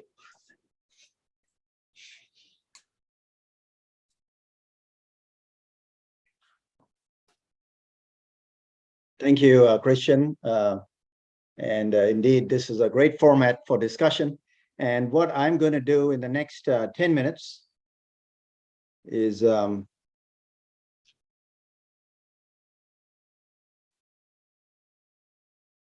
just talk a little different approach for the distal radius, since most of the time when you see a distal radius fracture, everybody simply thinks volar plate through the Henry approach, and that probably solves 95% of the cases we see in our practice. I'm going to show you slightly different cases, a little bit more challenging, where we need to look at the imaging carefully, look at associated carpal injuries, and I'll show a case of revision surgery just to put these principles into place. So here is a young man, 18 years old, ejected from a car, and he's got a fracture dislocation of his left wrist. In addition, he's got a pelvic fracture, other injuries. He's complaining of hand numbness. Now, when you look at this x-ray carefully, right, he's got a little metacarpal shaft fracture, which we'll ignore for now. But when you look at the key fragments and what's going on with the wrist, what we realize is he's a dorsal fracture dislocation of the wrist. So he's a radiocarpal dislocation because the lunate has come out of the radius. Now, in order for the lunate to come out, this is not a dorsal button. The lunate has come out of the radius. He's taken out the radial styloid. So he's taken out the main ligamentous stabilizers. So the lunate has come out along with the radial styloid. So when you try to reduce these, they are obviously unstable. And what's important here, when you look at the post-reduction CT scan, which is critical in the planning, is the fact that that lunate articular facet has come out of the joint and has flipped out and needs to be flipped back into the joint, and we need to repair the soft tissue structures here to bring back everything into place and restore stability. So the key here is this radial styloid with the long radiolunate ligament that's attached to it. And here we've got a little articular fragment that's fallen out with the short radiolunate ligament here and the wrist capsule that we need to repair back to this distal radius. So in order to get back the styloid, one could use a volar plate, but a better principle would be to apply a buttress plate to the side to fix these fractures. Now, in addition, we need to decompress the carpal tunnel. So a standard FCR approach would be challenging. And hence, in this case, an extended kind of volar ulnar approach gives you wide exposure to the distal radius. So that's the kind of exposure we've done for this case. The advantage of this is this can extend upwards, and you can do an entire forearm fasciotomy using this technique. Now, we've done that volar ulnar approach. The FDP and all the flexor tendons are radially. Ulnar neurovascular bundle ulnarly. Here's the fragment of the lunate that has been ejected out of the articular surface. So now we're redislocating the radiocarpal joint so we can put the articular surface of the radius, the lunate facet, back in place. Then we can reduce the wrist back onto it. Once we've done that, we turn our attention to the radial side of the wrist, where we make an incision of the styloid, apply a styloid plate with a K-wire. Now, the moment you put that K-wire in the styloid, suddenly everything becomes stable. Good to do an X-ray now, check that the radiocarpal joint is aligned. Then you can turn attention back to the volar incision, where you can pull down that short radiolunate ligament and anchor it down with some bone anchors into the distal radius, as you can see here. So once we've got the volar capsule stable, we've got the lateral part stabilized, the joint is generally stable, and then we keep them immobilized for about 4 weeks and then start range of motion exercises. Now, in some cases where they are not stable, a spanning plate may also be indicated, and you could certainly do it if they have lower limb injuries and have to weight bear on that arm.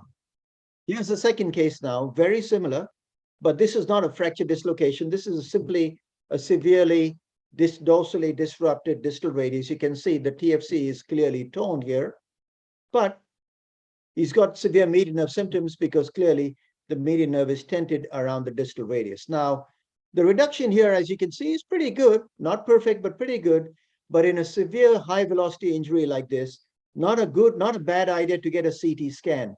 And surprisingly, he's got a scaphoid fracture and he's got an avulsion of the volar horn of the lunate in this patient. So CT scan and high velocity injuries will often show you things that might surprise you. So simply here, we've got to decompress that carpal tunnel. He's got the neuropathy. We got to get to that lunate fragment, and we've got to fix the scaphoid. So in the same fashion, we've done a volar ulnar approach, and there's that lunate fragment. It's too small to fix back to the lunate, so we've excised it. We've now put an anchor in the volar horn of the lunate, and we're repairing the mid-carpal joint capsule so that we can get a secure capsular reduction. Now, the distal radius fracture, this is a distal radius fracture. This is not a radiocarpal dislocation. So once we've repaired the mid-carpal joint, we now go ahead and put a volar plate. So it's possible to put a volar distal radius plate from this volar ulnar approach. You do have to make your incision a little bit larger.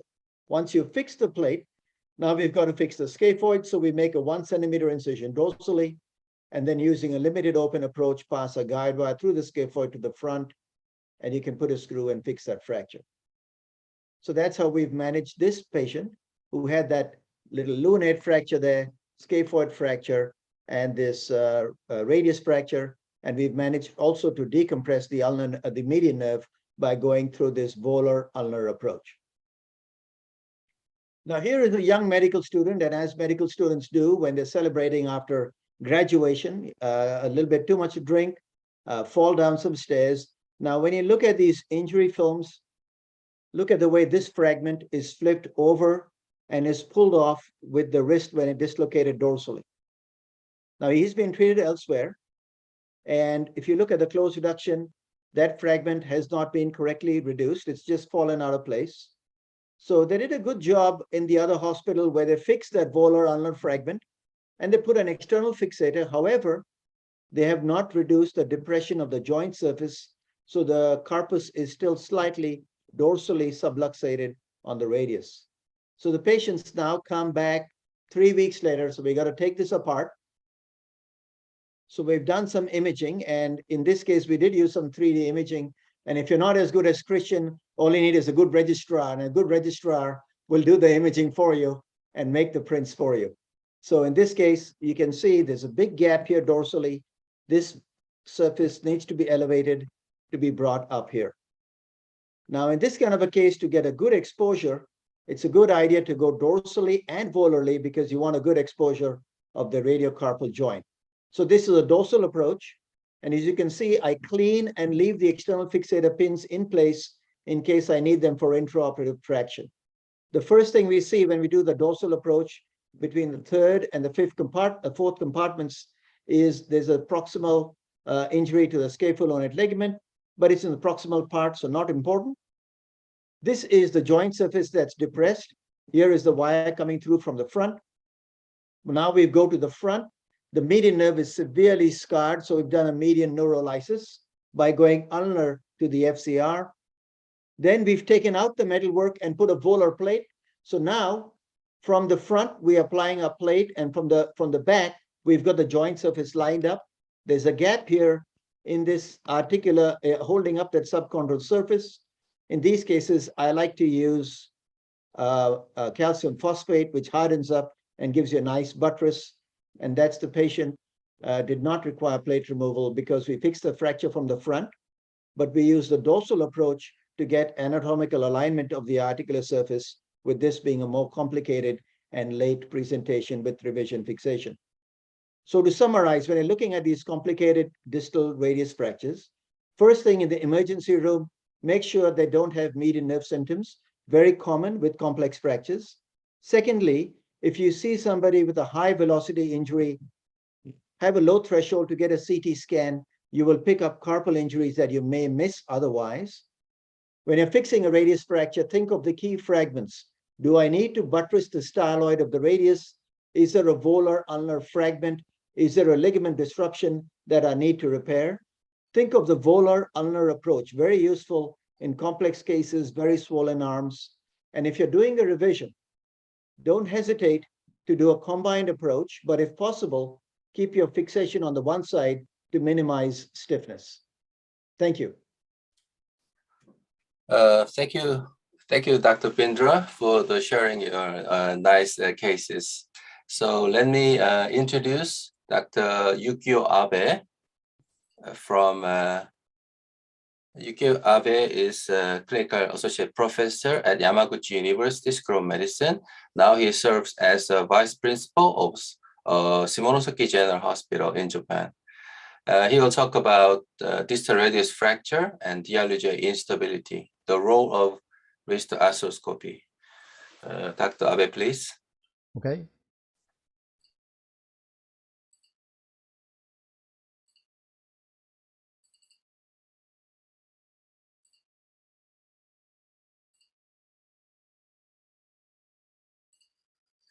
Good evening, everyone, and thank you for the moderation, Dr. Fang and Dr. Lee. I'm Yukio Abe from Japan. Today, I'm going to talk about distal radius fracture and DRJ instability and discuss the role of wrist arthroscopy.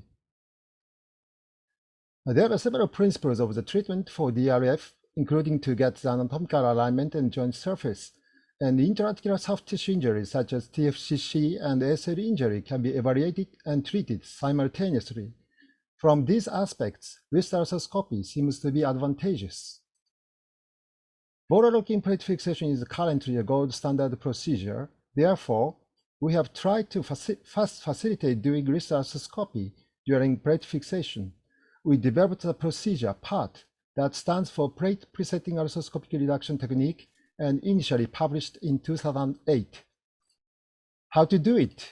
Prior to surgery, CT scan, including 3D CT, is quite useful to plan how to reduce the fracture fragment.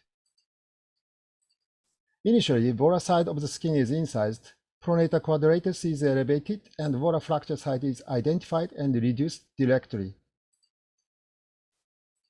Under fluoroscopy, we reduce alignment using some interfocal pins. This is a typical case of C3 fracture. The first pin is inserted from the radial side to reduce radial inclination. Second and third pins are from dorsal side to reduce palmatude. Intraarticular fragments are also reduced under fluoroscopy as accurate as possible, and fractures are fixed with some interfragmental K-wires and apply provisional BLP fixation. After reduction, arthroscopy is inserted and remove hematoma. 3D CT is useful to realize condition of the joint surface by comparing it with arthroscopic view. As the alignment is reduced fluoroscopically, intraarticular fragments are not severely dislocated. It's relatively easy to reduce these fragments using joystick, tenaculum clamping, and pushing up technique from intermediary canal. Under arthroscopy, after reduction, BLP is securely fixed. This is a 43-year-old male C3 fracture with central depression fragment at the scaphoid fossa. This is a video, and then this is a fragment.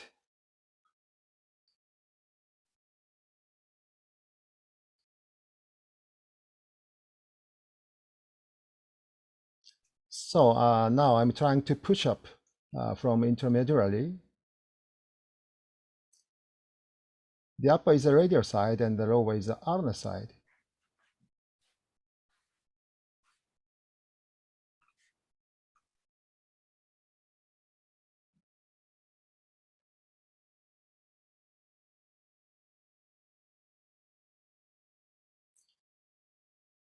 Now almost reduced.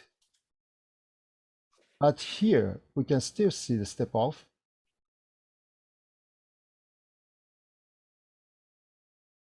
So I inserted the K-wire from dorsal side to do joystick maneuver.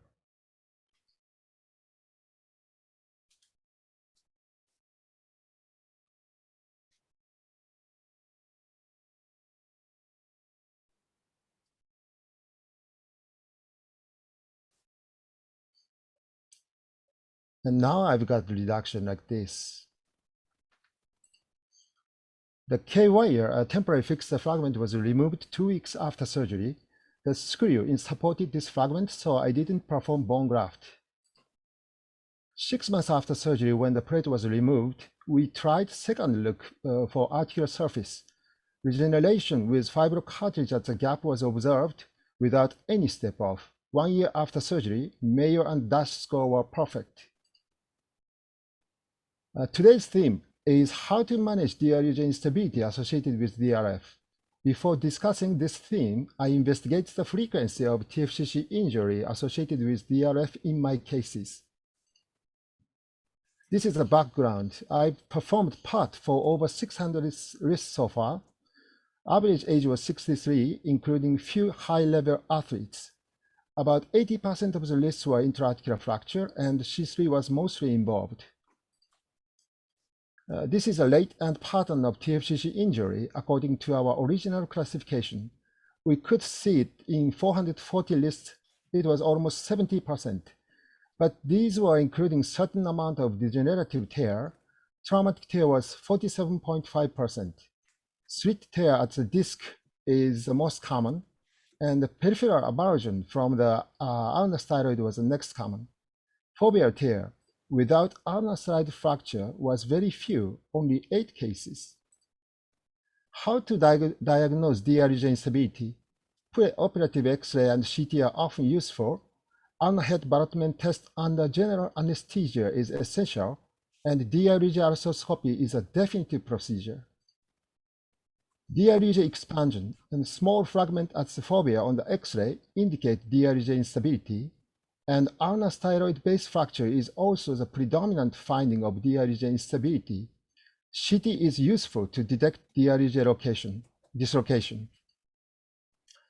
Ulnar head Bartman test is quite useful and essential to detect DRG instability. I try ulnar head Bartman test after fixing DRF. It's necessary to compare instability with that of the contralateral side.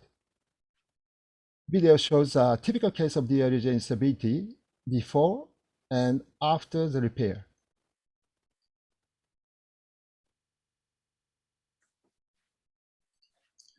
And hook test and floating sign in radiocarpal arthroscopy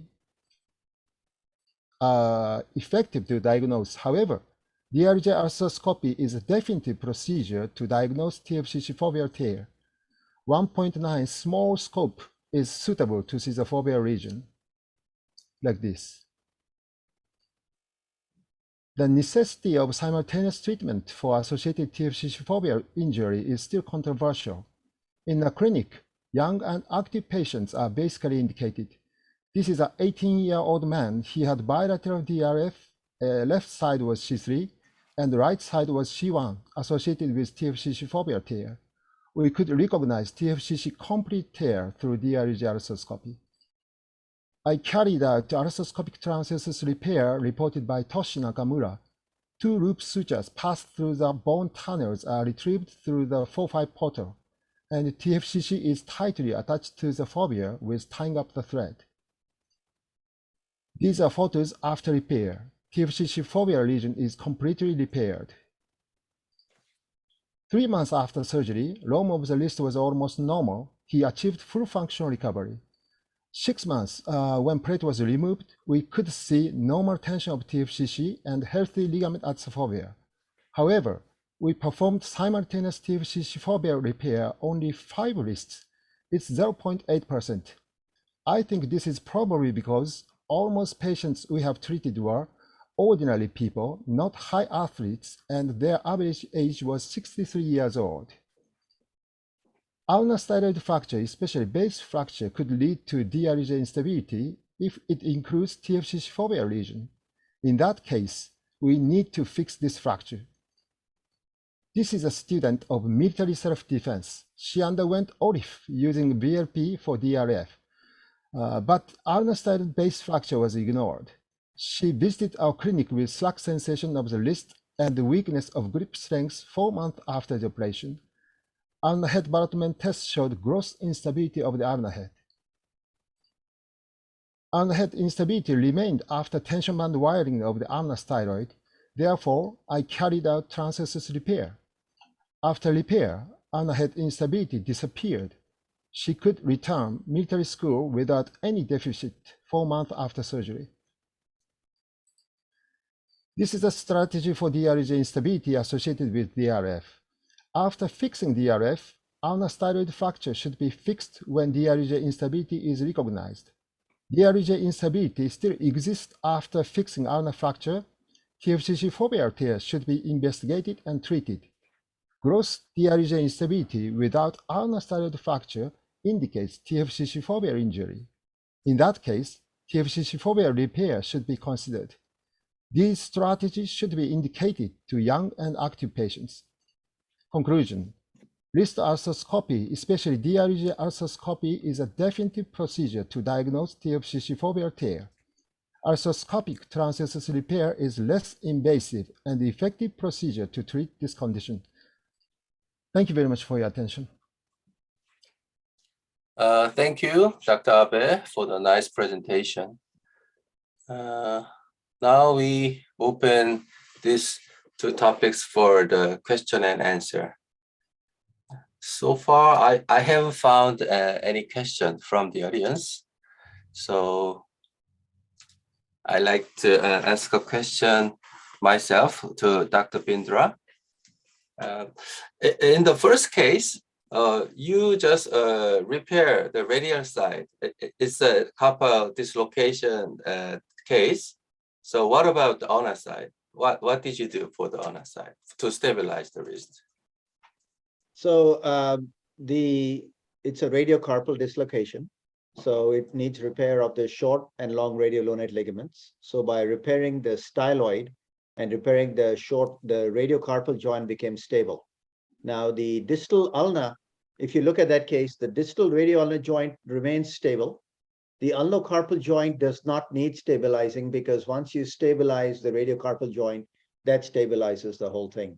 So the radius and ulnar did not need stabilizing. And the ulnocarpal ligaments, they heal themselves. And that's why he was put in a cast for 4 weeks post-operatively, and that's generally adequate.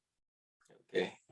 So, you know, whether we should repair TFCC acutely or not is a huge matter of debate. So it's very surprising that Dr. I'm sorry, I'd like to ask about. Please, Dr. Abe, please, for the comments. Thank you. I'd like to ask a question to Professor Binder and about the first case.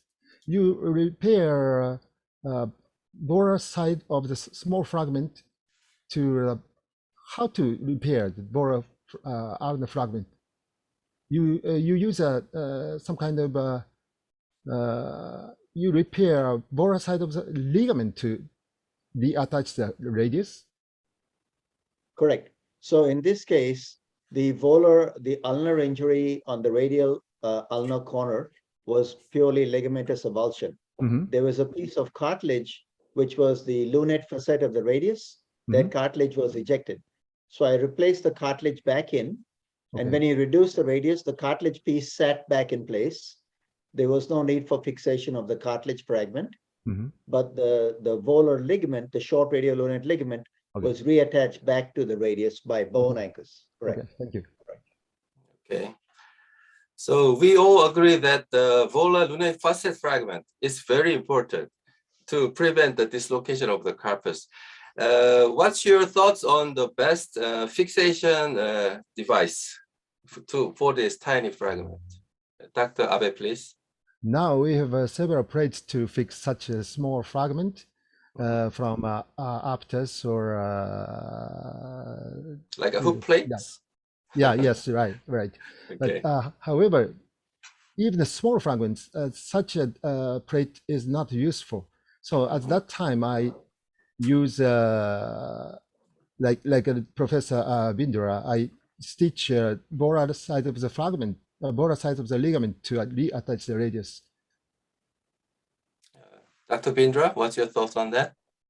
I agree. You know, it doesn't matter what you use. I have used 2 millimeter hand plates, cut and put into hooks. You can use a K-wire and put a screw on the K-wire to stop it from migrating. I think you can use anything. It all depends on the size of the fragment.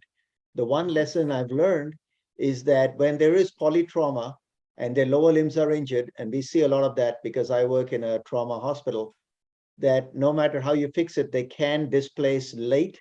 So I have now got a lower threshold for putting a wrist spanning plate. So, and that's one of the things, you know, because of shortage of time, I couldn't get across. But I want to stress that if you put a plate across the wrist, take it out 2 or 3 months later, you still don't lose wrist motion. It's surprising, but it's very useful in some of these severe injuries to protect your fixation, and the patient can be allowed to use crutches and mobilize. So certainly keep that in the back of your mind. Okay. Now we got a question from Esther Chow. Scapholunate dissociation is commonly associated with intra-articular distal radius fracture. How do you diagnose SL injury and what is your preferred treatment? Dr. Abe, please. Yeah, I usually use a laser arthroscopy, so I can see a SL ligament through arthroscopy. And according to the guidelines classification, a grade 3 or 4 or such a gross instability between a SL, we can see about 10%. However, we need to fix such a ligament injury for young and active patients. It's not so frequently, I think. Okay, can you tell us your thoughts on combined scapholunate injury, Dr. Bindra? Combined scapholunate injury and the distal radius. How do you manage it? Yeah, thank you. Like my colleague, Dr. Abe, I don't scope all wrists, right? So the majority of my distal radius fractures simply get a polar plate. The ones that I will scope are if they have a Schoeffer type fracture, or if the fracture line exits through the scapholunate joint, or if there's uneven depression of the scaphoid facet versus the lunate facet. So if I'm concerned that there is a ligament injury, I will scope it. And if I do confirm the injury, so for a grade 3, that means the ligament is intact but stretched, I'll simply do a percutaneous pinning. But when I do the arthroscopy, if there is a complete tear of the ligament, I will do an acute repair along with fixation of the radius fracture and put some pins. And then I remove the K wires after 8 weeks and mobilize. But yeah, I would say less than 5% of the time do I need to repair a scapholunate ligament. Okay, yeah, it's not that frequent. I agree. Okay, so there's another question from Greg Bain from Australia. There is a very few foveal aversion, but there are major fractures that cause instability. Dr. Abe, do you think that other cause of instability is the volar or dorsal rim is associated with the instability? I think it's very rare, especially radial TFCC of the radial side. It's detached very few. So almost all the cases, it shows the DRG instability is a foveal tear. Okay, but you said it's not quite frequent. You said it's less than 1%. I was so surprised. Yes, right. But I thought it would be like a 40% of the TFC would be the foveal tear. So what's your thoughts on that? I think almost all the cases there instability shows with the combined ulnar styloid fracture. So if we fix the ulnar styloid fracture, there is instability disappeared in almost cases. Okay. We got another question from Margaret Falk. In case where there is ulnar styloid fracture, we can differentiate whether the TFC tear is attached to the ulnar styloid or not by arthroscopy. First, I fix ulnar styloid fracture. So I told you before, almost all the cases of the such a patient, there is instability is gone. Oh, really? Yeah. Okay. However, after fixing the ulnar styloid fracture, still there is instability exists. We need to investigate TFC fovea. Okay. I like to ask a question myself. For myself, it's very difficult to differentiate the instability, test DLJ instability intraoperatively when everything is opened up. Although there's distal radius is fixed, still PQ is released. So in my case, I think it's very hard to differentiate intraoperatively. In my clinic, I perform a surgery almost under general anesthesia. So it's relatively easy to understand the DLJ instability compared to the contralateral side. Especially it's a point of the general anesthesia. Okay. What's your But thoughts believe on me, that, Dr. Bindra? What I tend to do after I fix the radius, you're right, when the radius is open, it's very hard to assess. So once I fix the radius, like most people, I would check the instability. And if it feels grossly unstable, I'm quite tolerant of what I mean by it has to be quite unstable. And very occasionally, I will go across to the other side, wake up the anesthetist and feel the other arm, put on Okay. periovascular gloves and make sure, check it. But what I like to do is put a K-wire in the styloid, in the ulnar styloid. And if that reduces or restores stability, I will fix the ulnar styloid. If putting a wire in it does not restore the stability, then as Margaret pointed out, it's likely an avulsion of the TFC itself, right? It's not attached to the base fragment. So then I will do an open repair and I do not worry about the ulnar styloid. I simply put an anchor into the fovea. So I use a knotless anchor. So I put 2 rows of stitches into the peripheral edge of the TFC, and using knotless anchors, I put it into the floor where the styloid would be going. So I have no room left for fixing the styloid. So I ignore the styloid fragment itself. Okay. So how often do you do to fix the TFCC among the distal radius fracture?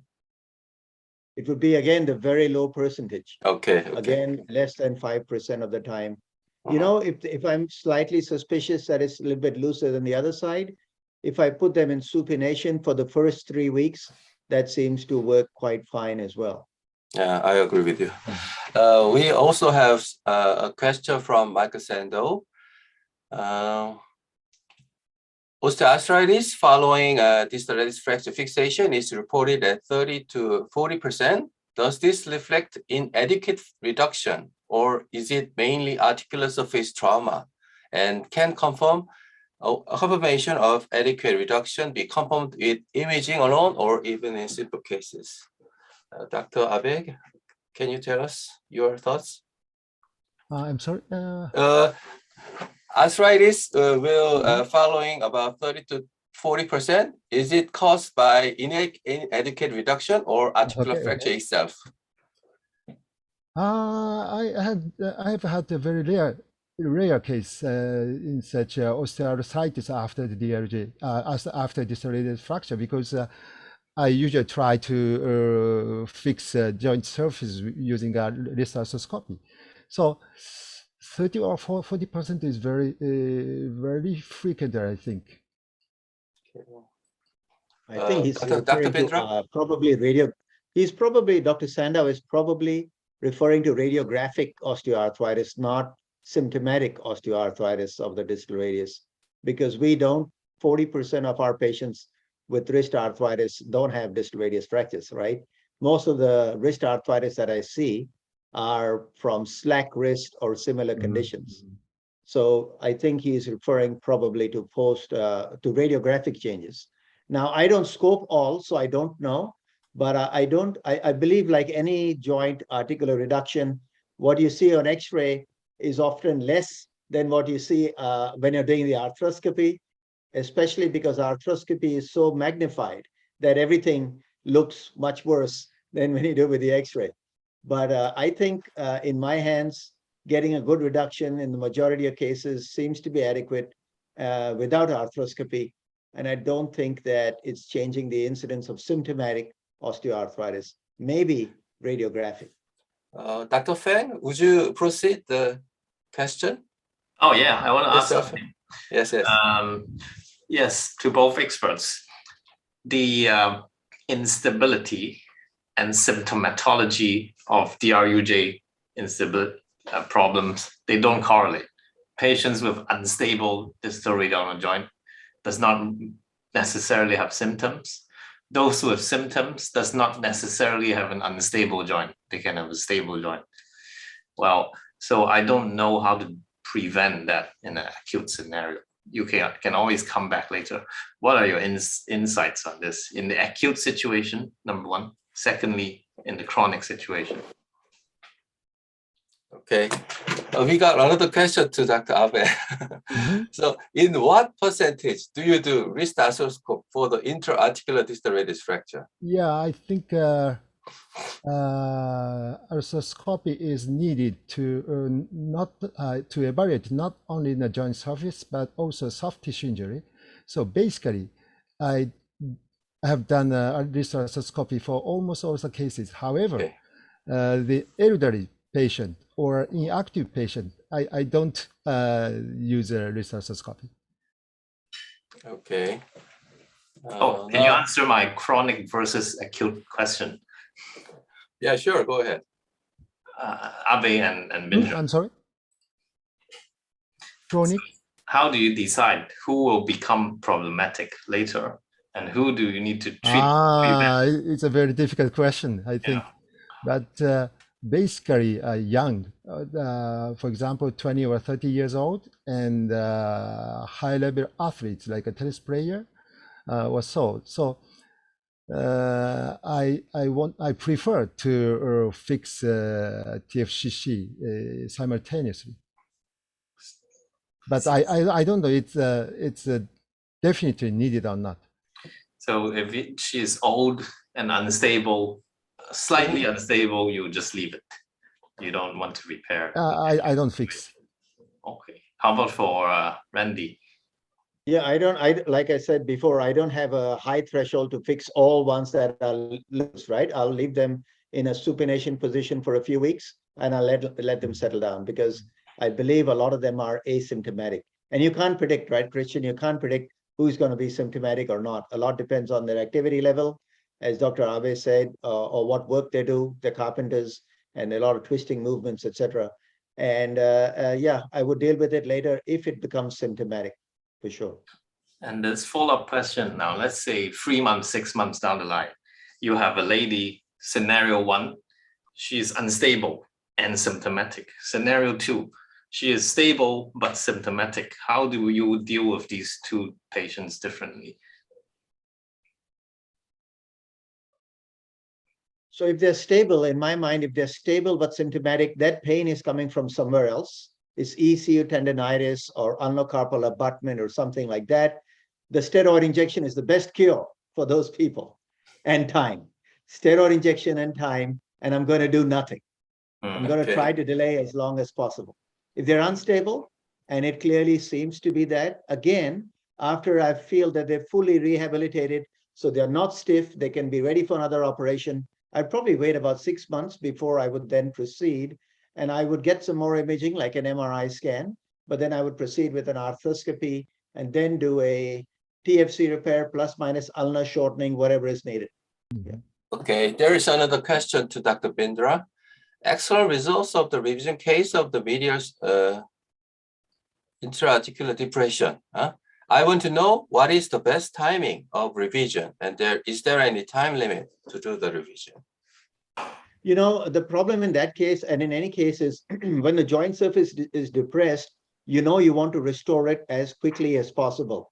So it doesn't matter. It's whenever they present to me. If they present it at 3 weeks, 6 weeks, I'd probably do it. If they are starting to get radiocarpal arthritis, then obviously you would have to decide whether you want to do it or do radiocarpal fusion, right? So I would probably do it within the first 3 months or so. After that, I would probably have a lower threshold of not to do it because they're probably starting to get arthritis. And as far as the consideration of what you put in the gap, I don't think it matters. In a young, healthy person, I just need something to hold the articular surface up. So I think calcium phosphate is as good as anything. It's stronger than bone graft. It's cheaper. You don't have to open up the iliac crest in that regard. So I tend to use bone substitutes more often than bone graft, simply because it's easy and it's stronger. Okay, good. Can I ask one quick question for yes, Dr. Fan, go ahead. Now you have an open joint here, repairing the ulnar. You find the TFC torn. What's your quick and dirty way of repairing the TFCC quickly to the ulnar bone? What's your preference, each of you? Abe, maybe. Open procedure? Yes, open repair. How do you do it? I've never had open repair of the TFCC. So you go back to an arthroscopy, even if you have a distal ulnar fracture. How about Bindra? I'm similar with Professor Bindra, that I probably insert anchor to the fovea and entire peripheral edge of the TFC, probably. I see. I would put anchors, but I guess if there is a fracture of the ulna and I could make some drill holes through it because it's hard to Okay. put anchor, I would put some drill holes through and pull the sutures through, and then put my plate on the ulna and then tie my sutures around the plate or something like that. Yeah. Thank you. Yeah. Well, if there is any more question, I think it's time's up, and let me wrap up this session. Congratulations on your to excellent speakers and actively participating audiences. Thank you very much. Now I'd like to send this to Ino for the closing remarks. Thank you, Professor Lee and Dr. Fang. It was a wonderful organization. Thank you very much. First of all, I would like to say thank you to all those participants who joined this webinar today. And thank you all the speakers and moderators for a wonderful lecture and wonderful discussion. Today was a very special webinar because we had a combined meeting between hand and upper limb and trauma surgeon. I personally learned a lot because this is because the trauma surgeons have a different background, different way of thinking, and different approach, which I can reflect my clinical practice in the future. I believe learning is a kind of process. We need to evolve. We need to keep evolving every day by learning all different resources. So before I close, I would like to invite Dr. Anup Agrawal from APOA trauma section so that he can leave the closing remark. Dr. Anup Agrawal, please, over to you.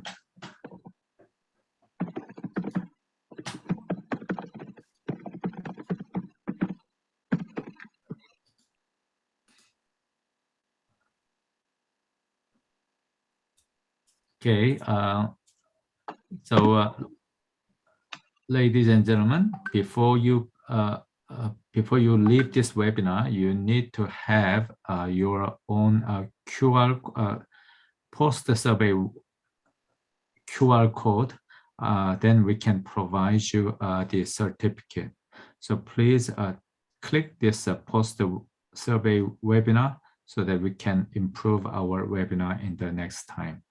Do we have Dr. Anup Agrawal ready?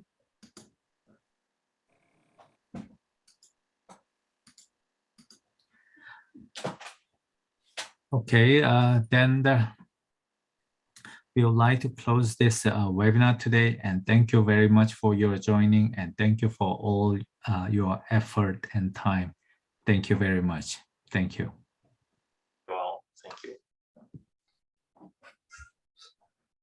We have all questions answered already. Yeah, thanks. Wonderful. It's okay. Thank you. All right. Thank you very much. Thank you, everybody. All right. Thanks a lot. Excellent conduction. Thanks a lot. Thank you all the moderators on the panel. Thank you. Okay, thank you. Bye bye, Professor Inho.